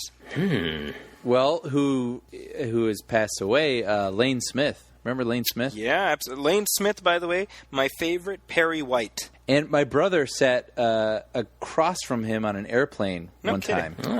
And he sort of looked at him, sort of like, I know you. And Lane Smith was like, you do. Kind of like really sweet, like talked, chatted up my brother on this flight. Like, it's a really nice story. Wow. Yeah. I remember him from, obviously from Lois and Clark. Yeah. But also from the movie The Distinguished Gentleman. Do you remember that? Yeah. Oh, and wow, Son-in-Law. And Son-in-Law. Son-in-law. No! The one good Pauly Shore movie. Yeah. Can I call you Dad? No! Yeah. And actually, speaking of passed away, there's also Charles Napier. You guys remember Charles Napier? Yes. He That was name sounds familiar, but I think Which for one the was wrong he? reasons. He was the guy in Rambo, in the second Rambo movie. He's the guy who, like, leaves him for dead. Yeah. I know what you're talking about. And then Rambo comes back and just, like, beats the hell out of him. Yeah. Almost. He passed away a couple of years ago, and he's one of those guys who, like, again, he's just, like, he's in the Austin Powers movies, Bruce There's McGill's, a lot of these Bruce McGill's great a good character actors who don't get nearly the credit that they should for the work that they do, Bruce McGill. And adding, like, the gravitas to a lot of these movies, Yeah, Like the texture. they ground a lot of these films, but the texture, exactly. How many times Yeah. I gotta say it? What's that, Sean? I've been saying Bruce McGill for the last 5 minutes, and nobody's acknowledged me. Has anybody said Bruce McGill? Zaki. It's funny you bring that up, Zaki. I was just about to say that. Bruce McGill. He's a good one. Bruce McGill, you know what I remember Bruce McGill from is the scene in The Insider when he's like the DA, right? Yep. And he's trying to depose Russell Crowe, and he just goes ape crap on the guy. It's the, like, most people don't know their names, but we know their faces. David Morse. He's a good one. David Morse is another one. Yeah, The Rock. Yeah. Right. Bill Cobbs is a good one. Yeah, man. We should do like a character actor movies that matter type thing where we pull some of these. It's a real shame about Ed Lauder. It was weird when I heard that he had passed away. I was like really sad. Yeah, and I was like, it's because he was just one of these guys who it's like just a consistently good actor. So it's 50 years. 50 years his career spanned. Wow. That's pretty amazing. That's amazing. Yeah, he and Brian. Yeah, he's in The Rocketeer. He's one of the two FBI agents. I remember that. Yeah, when as soon as you said it, I could see his scene. Yeah, I've forgotten. So anyway, moving on. We have, let's see, new releases out. Carrie is a big new release for this week. Is that the biofilm of John Kerry? That would be riveting. In the sense that I would want to rivet my hands. That's the bad kind of riveting.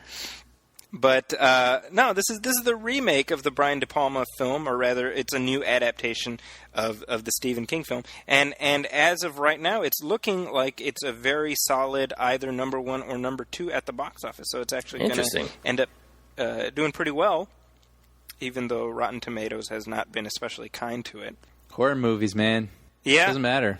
Yeah. It just doesn't matter if they're any good. Well, I had a chance to speak with Kimberly Pierce. She's the director of the remake of Carrie. She also directed Boys Don't Cry back in 1999. Boys Don't Cry, which is, of course, a feel-good rom-com. Yep. Which I have to say, I didn't know she directed this movie, and you asked if I had any questions that I would like to have asked of her. Yeah.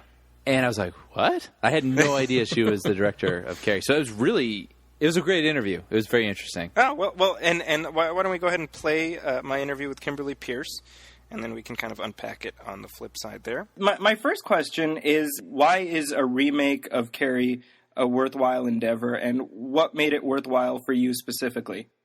Well, I think it's a worthwhile endeavor because the source material is so fundamentally brilliant, and that to me is, it's why every few years I reread Oedipus. It's why I love rereading Shakespeare. Why I love the original Scarface, and then Oliver Stone's Scarface. Inherently great source material, that has a great character and a great story. To me, it's pleasurable to revisit. Mm-hmm. So, a reimagining to me it's an opportunity, particularly with this story. So that's my general take on that. But then, particularly looking at what Stephen King did, his writing in Carrie is absolutely brilliant. He's writing from his subconscious. He was writing of his era, female empowerment, ostracization. He was writing about superpowers. All those things were really relevant and wonderful then. But, they're even more timely and powerful now than they were, which is almost like he was seeing into the future.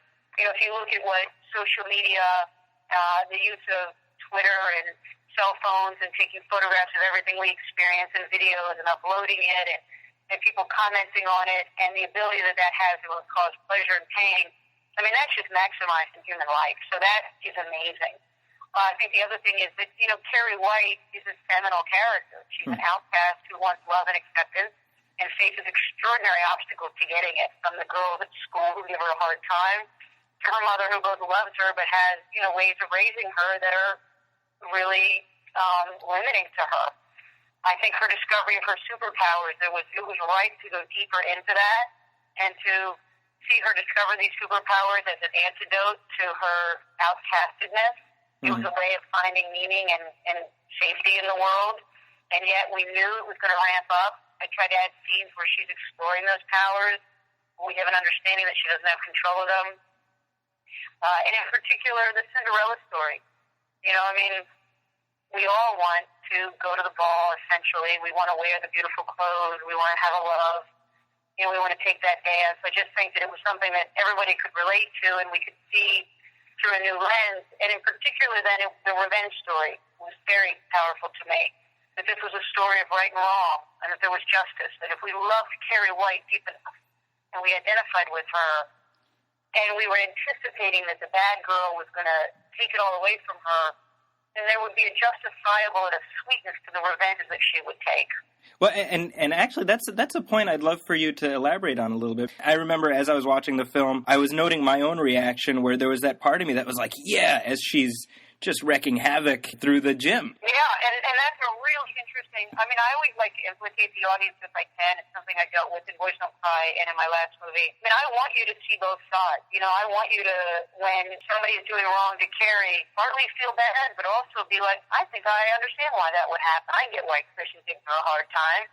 And by the same, instances when you say, oh, that, you enjoyed when she was taking that revenge, that's not really interesting guilt thread. So as a director, you know that could go wrong. You know that if the audience is not fully invested in Carrie and fully invested in the circumstances, they just might not totally relate to that. So getting to the point where they felt like, yeah, we want her to get them back, it's fascinating, right? So you aim for that. And I also think it's okay that we want certain things to happen in movies that we don't want to happen in real life. Right. if somebody wrongs me in my life, I don't go and take revenge. I'd like to. I always fantasize that there's a way to do that, but I just know ethically and morally I generally can't do that. However, when I go to the movies, I get to find great pleasure, satisfaction, and get behind that, because I think movies allow us to play out things that we would not play out in real life. Well, and one observation I had, which I don't know if it was intentional, but I'd love to get your take on it, is in the climactic scene after the, when the blood falls and she sort of comes to her full potential, I noticed there was almost a theatrical quality to the way the blood was spattered on her face, to the extent it almost looked like a mask, or if you will, like a costume. Is that a good thing? Yeah, well, I mean, I just thought it was interesting. It was almost like this is her heroic / anti-heroic identity. Yeah, that's very perceptive of you to say. We spent a lot of time thinking about when the blood falls, what it would look like. And actually, if you look at half her face, it's more monstrous, and if you look at half her face, it's more human. Mm-hmm. So it's designed with that duality, because I think at its core, she is a beautiful human monster, right? She is a human who becomes monstrous and excessive, who goes over certain boundaries, and then what I love is she ends up feeling it. Like, that's why after she hunts down Chris and Billy, she's going home, she's crying, "Mama, Mama, Mama," right. And she's seeking the solace and the comfort of her mother's arms. And then, of course, her mother invites her to pray with her, and she surrenders to it, but the mother has something else in store for her. So certainly in the way that the blood fell on her, everything was thought through. But, of course, we were doing tests with blood to make sure that it still felt real. Right. And to that point, I mean, this story has been told twice before. What were some of the other things that you took care to really make it your own, or to distinguish it from the previous tellings? Well, as I said, the first was modernizing it and making sure that social media and using cell phones and recording and uploading and that getting out of control. Particularly, I interviewed principals and teachers, and even in the last 5 years, there's an awareness among them about these incidents, mm-hmm. which is why I added the teachers saying, that video could end up on the Today Show. What would that do? Right. Because that would be a threat to the girl's future, it would be a threat to the lawyer, father, and it was a reality that the school would be dealing with. So that was something that was important to me. I also making sure that I added in that it came back. Things need to come back, so that's why the video right. that she takes of Terry's most vulnerable and horrible moment ends up at the prom. Right. And that's another layer of the humiliation, because I felt you had to amplify the humiliation beyond what we had seen before. In particular, the mother-daughter relationship, to me, was the heart and soul of the movie. So I added that new scene in the beginning, which I'm really excited about, which starts you off as a mother-daughter love affair and feud that drives the entire movie. I also, if you notice, I amplified the climax between the mother and the daughter. That's a bigger fight, and that's a fight to the death between them, where Terry wants to hold on to her mother's love. Her mother feels compelled to solve the problem that she noticed from the beginning. Is this child evil because the child has powers and because the child exposes Margaret's own potential sin? Right. It was important to me that as Margaret's going after Terry, if you notice, Terry's powers are leaking out beyond her control. Right. That was really important to me, and that when they fight, they go at it, no holds barred. And that, to me, is what the movie really needed. From the beginning, that's a ticking clock, the ticking bomb kind of waiting to explode. And, of course, the revenge tale. I needed you to be fully invested in it by making you fall in love with Terry. It was why I cast Chloe Moretz, who is 15 when she plays the part, who is naturally vulnerable, who is a brilliant actress, who's charismatic, who still really is a daughter to her own mother and her own family structure. So that I feel like you want to adopt Terry. I think you get very invested in her vulnerability. And that was really important to me. And then, of course, casting Julianne Moore. It was vital to me that we ground Margaret White and Terry White's relationship in a reality, even though they're fictional characters. And if you notice, we added Margaret inflicting harm on herself. She cuts herself, she bangs her head. Those are really important to me and Julianne. And as Julianne said, Margaret doesn't want to hit her daughter.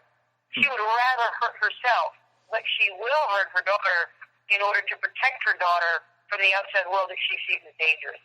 And getting inside the psychology and the craziness of Margaret White was both exciting but also really challenging.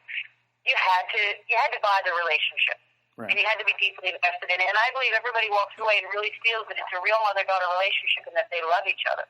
And if you notice, even in the end scene, Carrie's still trying to protect her mother. Right. Even as her powers and And this was something we were able to add because of technology, even as her powers are wreaking havoc on the world around them. The other thing that was really important was the superpower. I saw it as a superhero origin story. Right. With the theory comes the power. So I spent a lot of time in my adaptation making sure that there was more use of the powers, that she was exploring them, but that she didn't have control of them. If you notice in the book scene, the books go haywire. If you notice in the prom scene, I make the trigger point very specific. When Tommy goes down, it's out of grief that Carrie's powers unleashed. It's not out of rage first. It's first grief and then it's rage. Right. And I made it really clear that she's hunting down the people who did this to her so that the revenge, when you say it was fun to watch, I think it's fun because you have permission because there's a sense of right and wrong to it. Right. So those are the kind of things that I just felt, well, I can do this differently because this is how I see things. And I can really, in my adaptation, really strengthen those areas. One connective thread I find, there's many between Boys Don't Cry in this film, but it's the idea of bullies and the psychology of bullying. And absolutely. I was wondering, you having told these stories, I was wondering if you can shed some insight into where that comes from. Where does that human urge to be horrible to other people, where does that come from? Unfortunately, as I get older, even though I would say, I was younger when I did Boys and I was drawn to it, I think that human relationships are inherently political. I think that whether it's, in your family, it's at school, it's at work, you're in constant relationship with other people. And sometimes those relationships, people foster them with love and affection and support, and that creates the best of kind of human existence. And then other times it's a fight to the death for power, right? And you look in the interactions with you and other people, look at your interactions with groups. Power is a pie that's divvied up, and everybody wants a piece of it. And so, for instance, for me, would say Chris Hargensen, the antagonist. Mm-hmm. When I looked at that story, I was like, wow, you can't just go from Chris throwing tampons at Carrie to Chris dumping that blood at the prom. You have to make sense of why Chris cares so much about Carrie, why they're so intertwined. And what I found was, the way I was doing the rewrite and the adaptation, Chris has a certain amount of power in that school. She's the queen bee. Right. She's used to Carrie being the underdog and getting no attention. Therefore, when Sue takes up Carrie's cause and wants to protect her, compounded by the teacher wanting to protect Carrie, compounded by Chris's father saying, Chris, give them the phone, I built it so that Chris was constantly losing power to Carrie. Mm-hmm. And Chris felt victimized. Chris was like, well, why are they taking up her cause? So Chris is retaliating against Carrie to get back power that she feels she's losing. Okay. Again, I think people can be mean just to be mean, but I think that there's a reason underneath it, which is they're getting something. They're getting power, right? They're getting a sense of superiority. They're getting an opportunity, and that's how that escalates to me. Right. So that's one way that I think people are mean. People are mean because they want what that person has or what they think that person has, because they want to be more comfortable and more powerful in their life. I love that. You look at The Godfather, that's what's underneath The Godfather. You look at any great piece of art, and chances are you look at your own life and you're going to see people acting out of that venal desire to have more. And then I think more enlightened people tend to realize, you don't need more to be happy, that happiness comes from many other things. Right. But Chris is a wounded girl as well, and I love that. And then what is Sue? Sue's kind of between the two girls. That's a girl who's living a life of privilege, and I love that Sue makes the wrong choice in donating her boyfriend to Carrie White. Right. That's the choice of what a privileged girl's going to do. She doesn't know any better. So she's like, oh, I have this thing of privilege, this beautiful boyfriend. Instead of saying I'm sorry and getting to know Carrie, which would have been harder and would have been the right solution, she would do what the person of privilege does. Here's some charity. Well, charity doesn't always solve problems. Charity's nice, right? Yeah. And that goes haywire.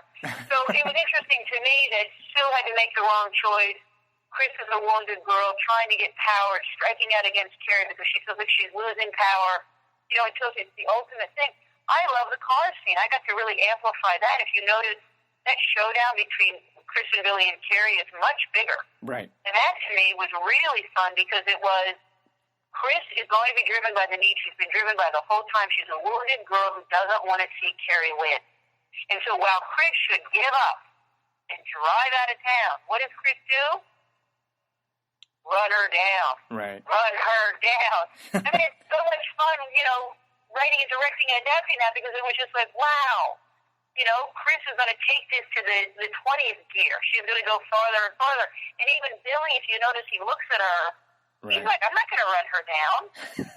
Again, out of weakness, out of love, he wants to hold on to Chris. He thinks the only way to hold on to Chris is to go along with it. So what's he going to do? He's going to run Carrie down. Right. If you talk about the pleasure as a director, it's like having those actors, having those elements, creating the most dramatic scenes. I think we all love good conflict.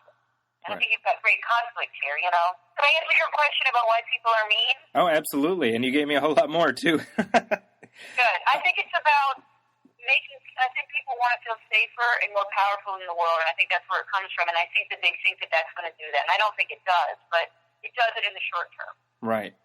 Well, I love groups.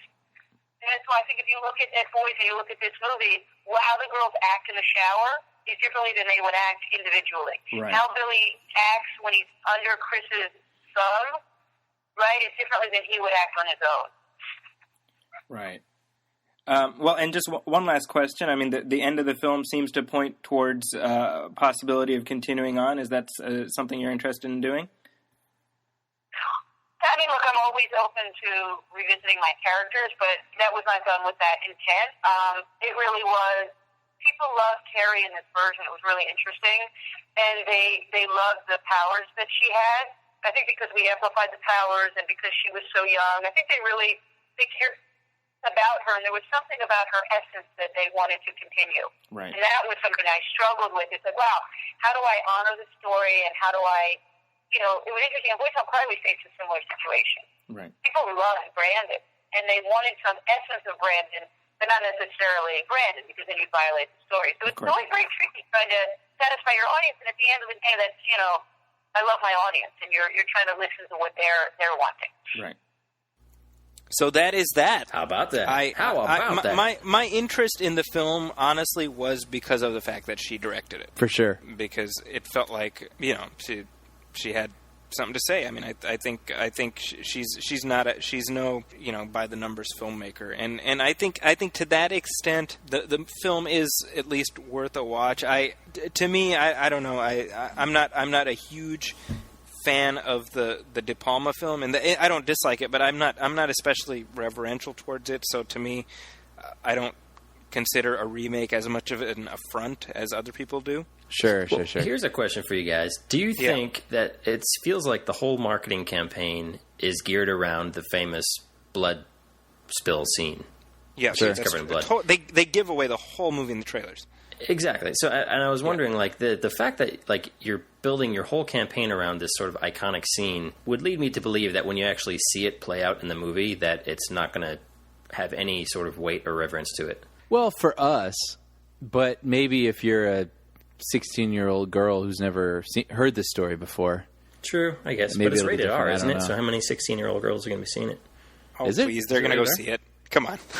They're going to go see it. No, it's against the law, Zaki. They will see it. We don't advocate the law. The law.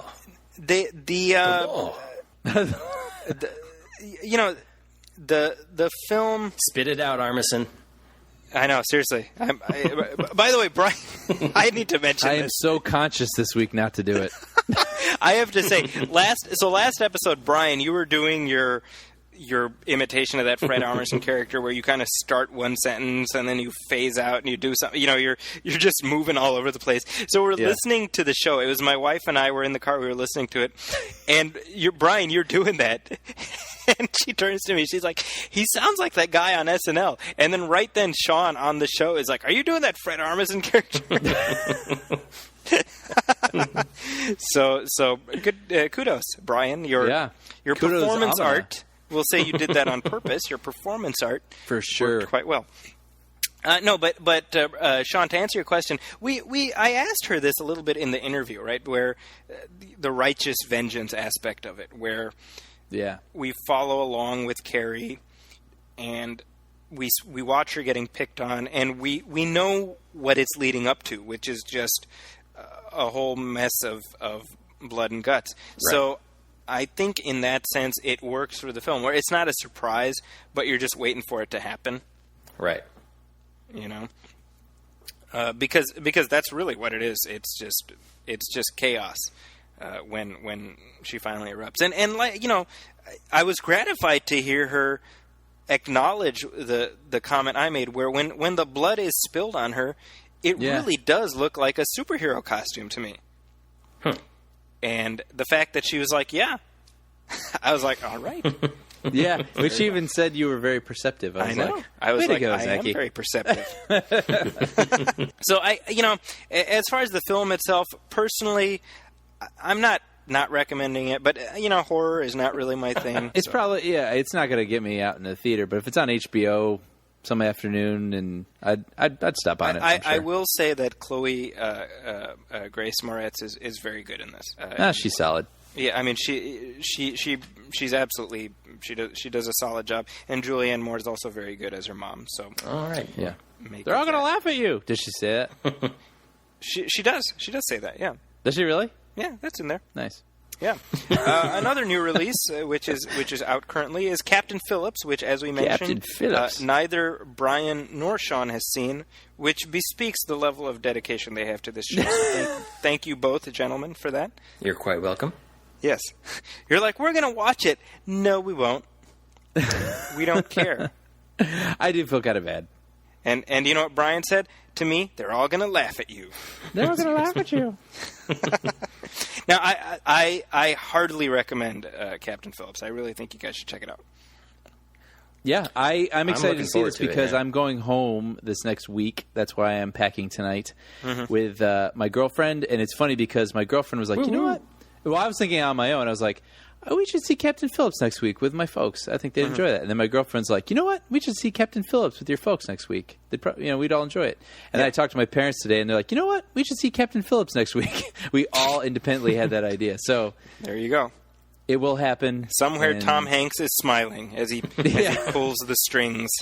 But so what do you think, by the way? Because I've read that some people who were crew on this ship have dispute with this movie, which, by the way, they're saying things didn't go down exactly like it did in the movie, and they're thinking that the portrayal of Captain Phillips isn't exactly accurate. But in that same breath, today, I guess Paul Greengrass did a Reddit AMA. Okay, and someone asked him. Paul about Greengrass that. directed this, by the way. Who directed? Did he write it also? He may have had a hand in it. Yeah. Yeah. So he addressed that. And his argument to that was, or his counter to that at least, was that he heavily researched this. He talked to a lot of people that were on the ship, and he feels that his movie is a faithful movie interpretation of what happened. Sure. So, this is written by Billy Ray, by the way, not Paul Greengrass. Cyrus? Yes. Good for him. He's Billy Ray wrote Hunger Don't Games. steal my ship, my achy breaky ship. Hunger Games and State of Play. State of Play was really good. Yeah, it is. You know, I can't speak to the historical aspect of it insofar. You know, the truth is probably somewhere in the middle. You know what I mean? Sure. But as a film, as a story, as a film, it's absolutely gripping, and you know, part of it is because Tom Hanks is Tom Hanks, and sure. we instinctivally feel an attachment to Tom Hanks, and this is I think one of the best performances he's given in a long time. I hate to be not able to contribute to this, especially because I have a podium here. But I'm very excited to see this. Yeah, same here. Well, we'll hopefully be able to talk a little bit about you know, what you think what you think about the film. You know, and that's pretty interesting too when you say that about Tom Hanks. You know, there's a lot of people that are very popular and people like, but then inevitably people sort of turn on them and don't like them because they're well liked. But does anyone not like Tom Hanks? I don't know. Is that possible? I'm sure that there's one person out there. And I'm sure they don't have a good argument. Weird. So yeah, I don't know. I mean, I'm not saying that I necessarily revere the guy, but it's just like, how can you not I just don't see how you can't like He's just the such guy. a likable guy. You know, and I have to say, of Tom Hanks, his performance in this film, he's solid throughout. He has a moment at the very, very end of the movie that will pretty much single-handedly get him a Best Actor nomination. That's what I heard, yeah. Yeah. I've heard that. Yeah, I've heard the last 20 minutes of the film, and I'm just sort of tuned out because I don't want to know. But I'm just happy to hear that I have something quality to look forward to. Right. So we were going to do a Movies That Matter segment today, but before we do that, I wanted to very briefly follow up on a request that we got last week to do a new recurring segment where we pick an either overlooked or underrated movie. So, Brian, I thought I'd ask you, what's an overlooked/underrated movie that you think people would be well worth their time to check out? Well, there's this film, and I don't think many people have heard of it. It's called Titanic. And it's just Explain this film to severely me. overlooked. But you know what? When the first thing that came to my mind when asked to pick my overlooked movie, it's a movie that I think I've name dropped several times on this show. Short Circuit 2. Anything I've ever written. Yeah. Oh, we got to have the Short Circuit 2 reference for this episode, episode 33. There it is. We just did. We just did it. So I have to bring up this movie called Fish Story, and it's a Japanese movie. Came out 2009, and the way that this movie was brought to my attention was on Ain't It Cool? One of the writers, I don't remember who it was, said, these are the movies that I saw this year that you need to see. And one of them was called Fish Story, and he goes, look, this movie's going to be difficult to find. I saw it at a festival. You have to see it. I don't know how. You have to see it. And the tagline for this movie that had me hooked on top of that recommendation was an obscure punk song from the 70s that no one has ever heard might be the only thing that can save the world from ending. Like a meteor is headed toward Earth. This obscure song no one knows might be the only thing that could save the world. And I was like, okay. Like, that sounds really interesting. So I basically went on this hunt, and it was really difficult when I first saw it. It took a lot of work for me to eventually end up seeing this movie. It's since been available on Netflix. Unfortunately, it's not available on streaming anymore, but it is available for DVD, and I think you can find it on Amazon and things like that. But I highly recommend this movie because when I finally did track it down and I did watch it, when it was over, my first thought was, there's not one movie that's going to come out of Hollywood this year that will be this inventive and fun. And cool. and that's for me, that's the key word for this movie is fun. This movie is fun. And that's another problem with the movie is you don't want to spoil it. Like, that tagline is pretty much all you should know going into this movie, because the more I say, the more fun I'm taking away from the movie. So all I'll say is this: it's sort of a what do you call it? It's a movie that takes place over several decades. Okay. And it involves a lot of different stories that all intertwine into something that involves saving the world from being hit by a comet. And yeah, it's so difficult for me. I don't want to say too much. This isn't a 20-minute segment, so I'm not going to try to. Yeah. But if you can get your hands on this movie, I just really think you're going to have a blast. I was actually talking to my girlfriend about it, and I was telling her that it was this fun movie, and I couldn't hold it back. I ended up telling her the whole story. Oh, no. and I had fun telling it. Like, just telling it put a smile on my face. Like, this is a movie that's just really clever, lighthearted. You haven't seen anything like it, I promise you. And I think if you're interested, in being a foreign language film, it moves at a different pace than maybe what a lot of people are going to be used to with most American movies. But at the same time, it does move at a clip. And it is a good time to be had. So highly recommended. I think I can't even say it's overlooked because I don't know if anyone would have even heard of it. But yeah. Check out this movie, Fish Story. It's a blast. Fish Story. Okay. Right on. Very nice. So that's the inaugural entry in Overlooked and Underrated. And please, if you do check out this movie, write us on our email address or on our Facebook page and tell us what you thought. Because I would love to talk about this movie with somebody, frankly. Anybody. Yeah. Please, I'm not crazy. So from Overlooked, we pivot to a movie that is far from it. and it is a movie that matters. And this was another selection that you made, Brian. So maybe you can take point on this conversation. Our movie that matters for this week is Apollo 13 from 1995. Who made the selection? Actually, yeah, I did not. I did not suggest this one. Was this you, Sean? Zaki? Come on. Yes. Come on, Zaki. Was it you, Sean? Oh, okay. Come on. Fine, Sean. You take point on this conversation. No, I don't want to. Well, okay. Well, then no, we'll because we unfortunately, Sean and I were unable to see Captain Phillips, so we weren't necessarily up to speed with what was going on theatrically. So we were like, well, Gravity is the number one movie in the country. It's the movie that everyone is talking about right now. And so we were thinking like, all right, well, let's do a movie that matters. Let's look back at a movie. And so we naturally gravitated back toward Apollo 13.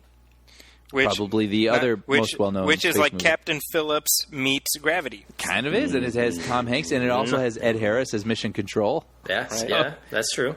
Yeah. That was a nice little nugget. Yeah, So- but Apollo 13, so that was what, 1995, right? 95. 95. It was a busy summer. Batman Forever was out that summer. Judge Dredd was out that summer. Wow, that's weird. Was Braveheart a think summer that was from movie, the same- or was that the fall? Braveheart was also in the summer. Yeah. Shut up. Braveheart? Yep, that same year. Wow. I always think of Braveheart as a little bit further back than it really was, I guess. No, Braveheart came out Memorial Day of 95. Freedom. I know. That's a great movie.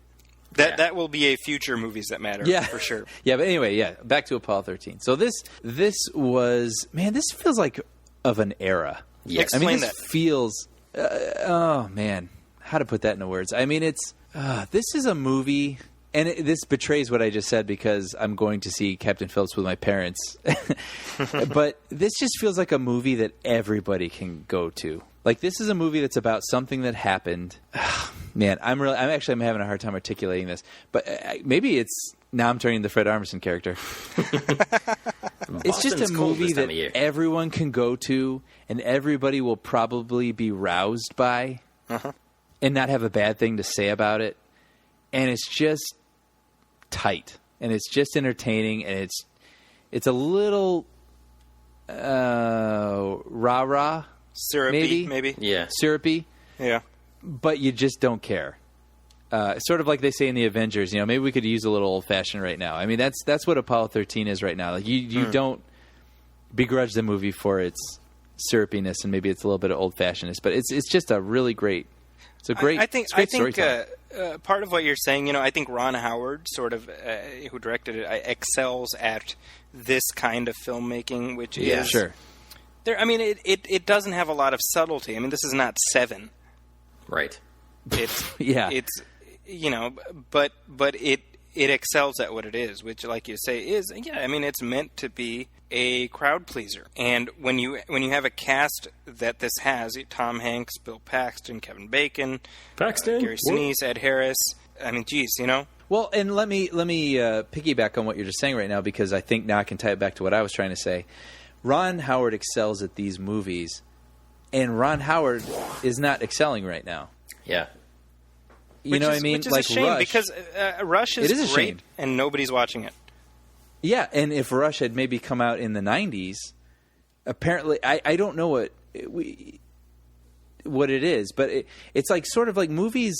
We've talked about this before. They work in cycles, and you look at the '70s, and the '70s was grit and just grabbing a camera and running down an alley and chasing somebody, and then the '80s became this sort of like grounded fantasy, like fantasies happening in your backyard, and then the '90s became sort of this, I don't know, like computers think of started 90s getting more movies. involved, I'm sorry? Terminator.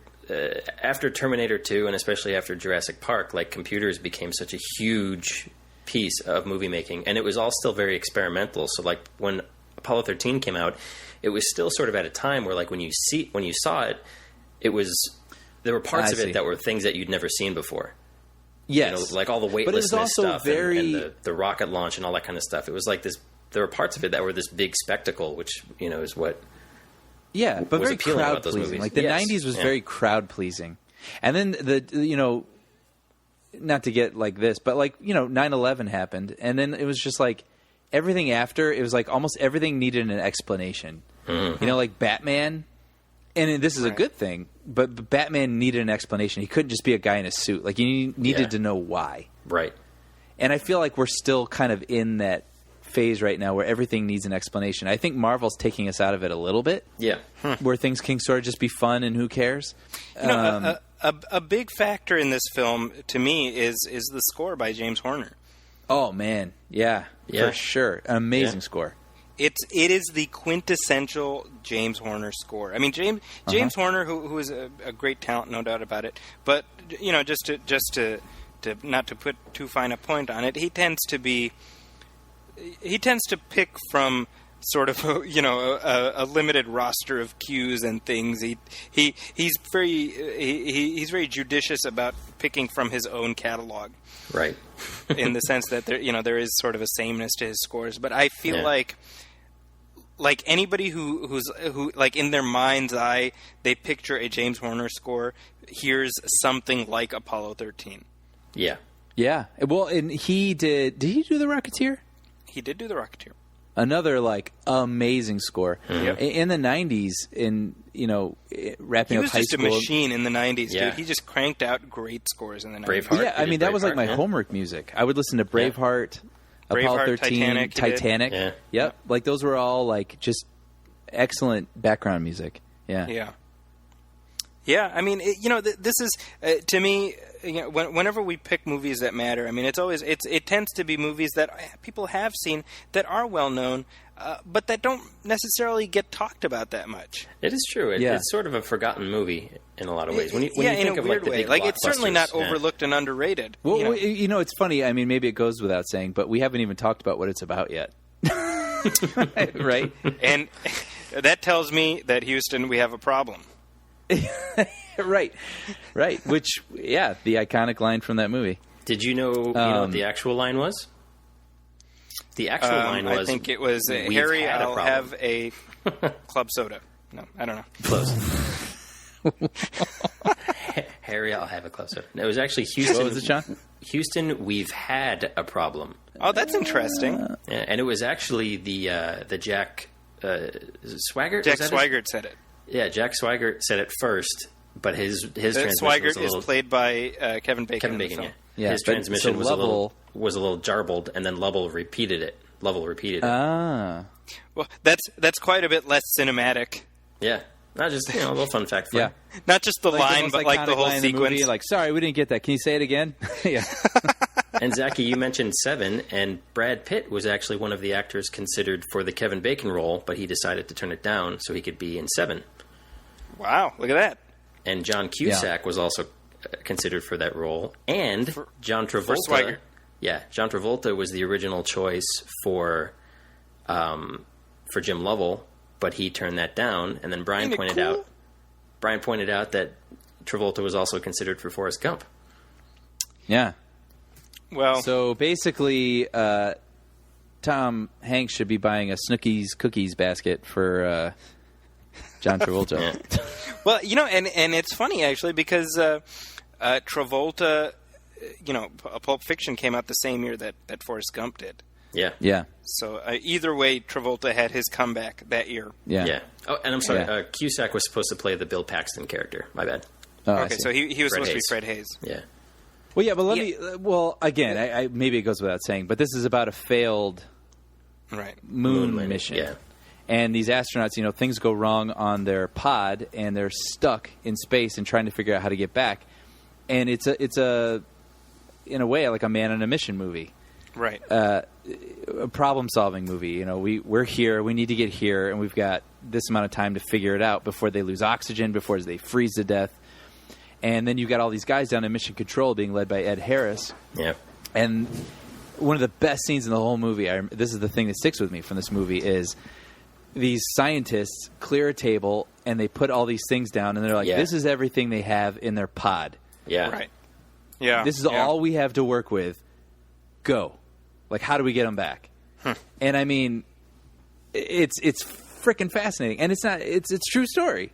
So, I mean, it's riveting. It's a riveting story, and it's a true story, and it's taut. It's very taut, very thrilling. So I think that's why And it's also, and it has a happy ending. So. It's also a movie that That's true. Ron Howard considers this the movie that he's most proud of. Is that Huh. right? Yeah, and I believe. Oh man, I should have verified this, but I'm pretty positive it was Roger Ebert who had a conversation with Ron Howard and told him this movie is remarkable because it's about a man trying to achieve his dream and he doesn't get it. Right, which is, of course, Jim Lovell Wanted trying to walk get on to the the moon. on the moon. moon. Yeah. Yeah. Which he never did, right? And I think it says that at the end of the film, right? That he Yeah. never did Yeah. get to the moon, yeah. Yeah. Yeah, but you talk about CGI coming into prominence in this time, but what was interesting about this movie, too, is that with all its weightlessness scenes, the really crazy ways that they went about that, getting in a special airplane Yeah. that would go really high and then just drop. And so it 600 would times. create... Yeah, I'm sorry? 600 times. They did it 600 times. Because they got Because so they would got only get 23 like seconds. 30 seconds of weightlessness, right? 23 It would create a space of 23 seconds. weightlessness. Yeah. And then, that's how they That's just achieved all bananas. those shots. It's just... Yeah, it's amazing that what must that have done to their bodies? That's what I want Right, to know. that many times. Yeah, That's true. Wow. So any other fun facts about Apollo 13? It takes place in outer space. well, I have a quiz geared toward Apollo 13. Oh, really? Okay, well, perfect. Yeah. Why don't we go ahead and wrap up our general conversation, and then we'll segue into the quiz. And this is the first quiz in a long-ass time. Yes. This is true because A, I forgot to put one together last week, Yeah. and B, Sean hasn't been around in a while, So it's actually... and so we haven't had anyone to compete against. We went 4 episodes without a quiz. Yeah. I want to throw a little love Bill Paxton's way. I'm a huge fan of Aliens, and he's my On favorite. Independence Day, he gives like a totally amazing speech as Shut the up, that's president. Bill Pullman, who's also Oh, great. right. But Bill Paxton he's the best part about Aliens, and he's great in weird science. So like I've always had, and because I'm a huge Aliens fan, like I've been a Bill huge Paxton, Bill Paxton Sean, fan. I'm sure you know this, is the only actor who has the distinction of being killed on screen by a Terminator, an Alien, and a Predator. Awesome. Terminator, Yeah. Predator 2, and Aliens. Yeah. But it was just like I remembered when this movie came out, I saw that Bill Paxton, like he wasn't just like a side character. He was like one of the guys with like right next to Tom Hanks the whole movie, and I was like, good for you, Bill Paxton. I'm happy for you. And then he went on to star in Twister the following summer, which was like, hooray, which I'd like to talk about Twister someday. But the story that I wanted to get to, and this, I'm not making this up, I saw Apollo 13 opening weekend, and the ending and the swelling James Horner music kicks in when they, obviously they come, they make it back to Earth, they make it home safely. Oh, geez. Well, I'm just not going to watch now. Yeah. So there's that moment, right, where like it's silence and everybody's waiting for the radio, the radio signal to kick back in, and then you hear Tom Hanks and everybody cheers and whatever, and there's a woman sitting behind us who was like, I didn't know this was a true story, and yeah, so That was a great story, Sean. Thank you. I was expecting a bigger reaction. No, sorry. Brian, for those of you who can't see, Brian's eating pretzels. Zaki's like on the No, floor. I actually thought it was going to be about Bill Paxton. I was waiting Yeah, for the punchline about me Bill too. I Paxton. was expecting like Bill Paxton's like, how did you not know it was a true story? But That's what I was hoping for. we like to. There's a joke that Paul Shirey threw out there, especially for me, that on the Frailty, because Bill Paxton directed Frailty, that on the If commentary. you're looking for a cool slow burn horror movie you haven't seen, check out Frailty. It's really good. Yeah, but on the commentary track, Bill Paxton is like, "Hey, Sean, thanks for buying my movie."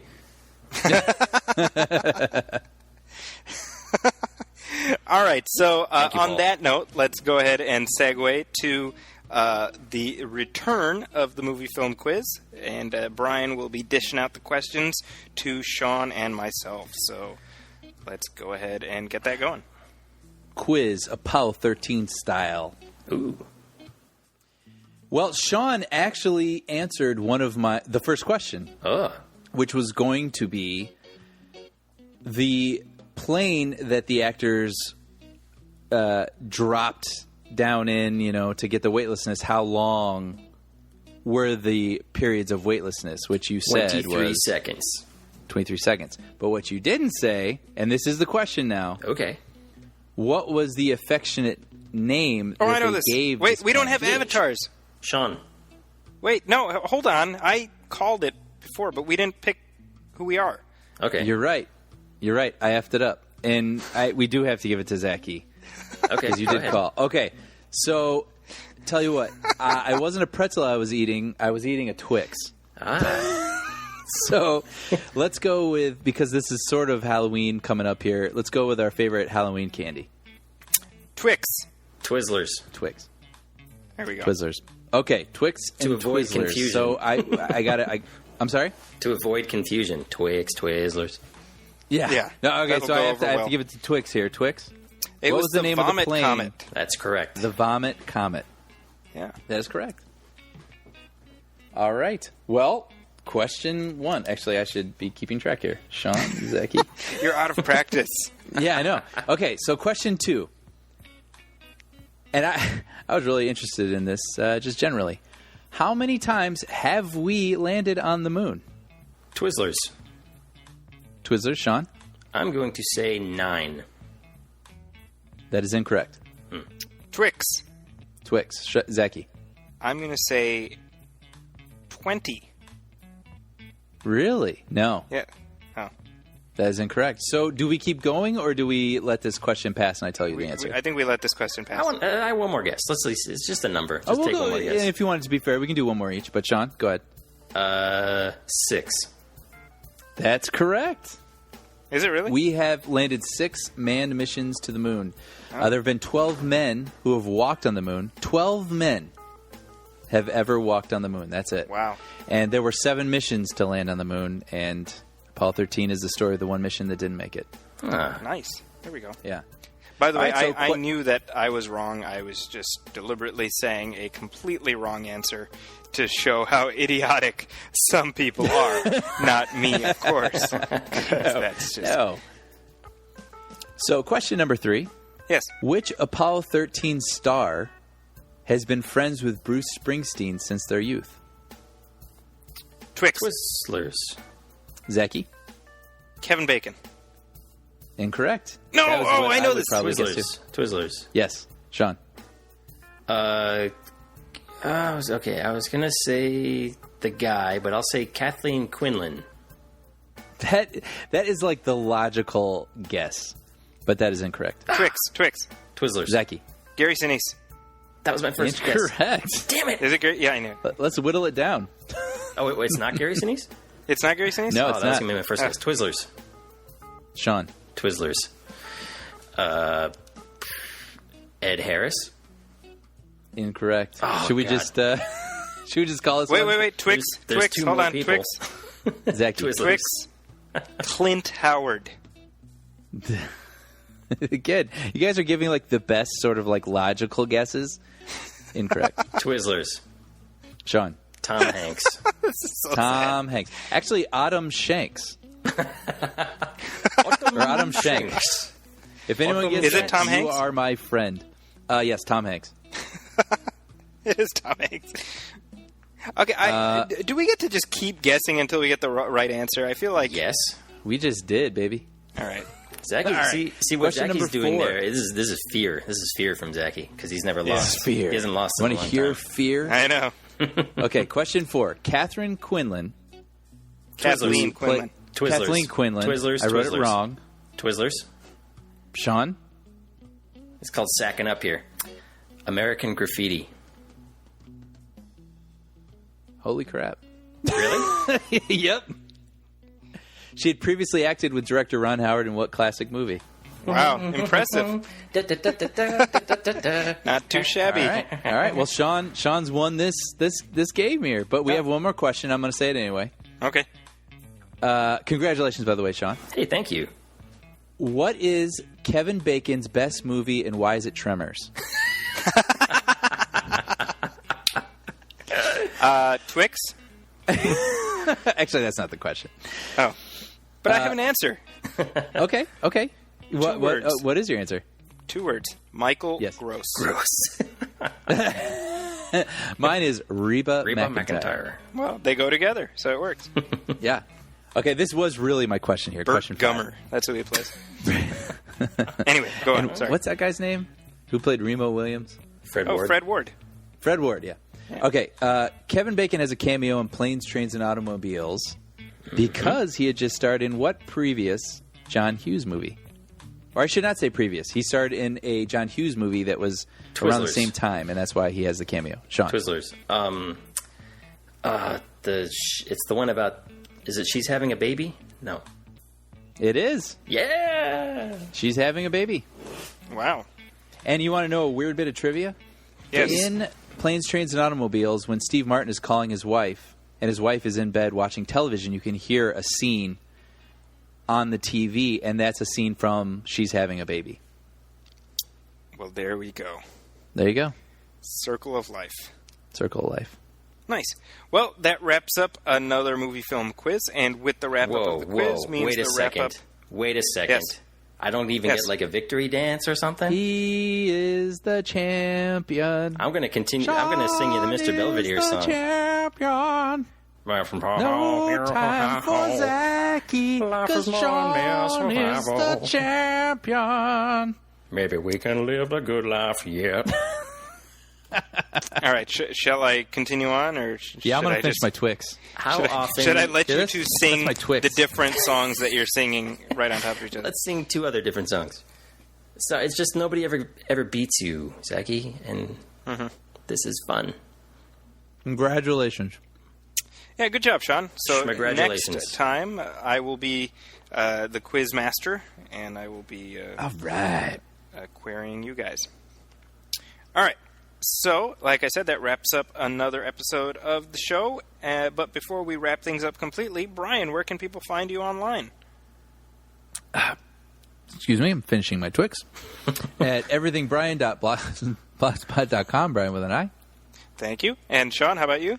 Moosehub.com, and check us out at MrBoyProductions.com, Facebook.com/moviefilmpodcast, moviefilmpodcast.com, and I guess we're sponsored by Twix today, apparently. Does Twix know that? Because I'm still waiting for the check to arrive.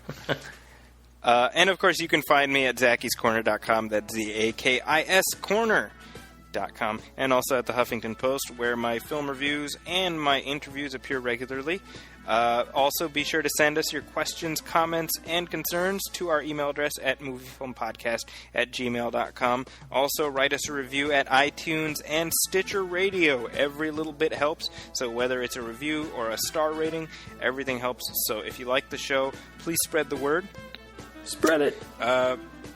It's been great to sort of get the gang back together here with the quiz and everything. It feels like we're back into our regular rotation. So sure. We're looking forward to catching up with each other and with you all in 2 weeks. So until next time, my name is Zaki Hassan. On behalf of Sean Coyle and Brian Hall, this is the Movie Film Podcast. We'll see you in 2 weeks. Happy Halloween! Welcome, friends, it's the movie film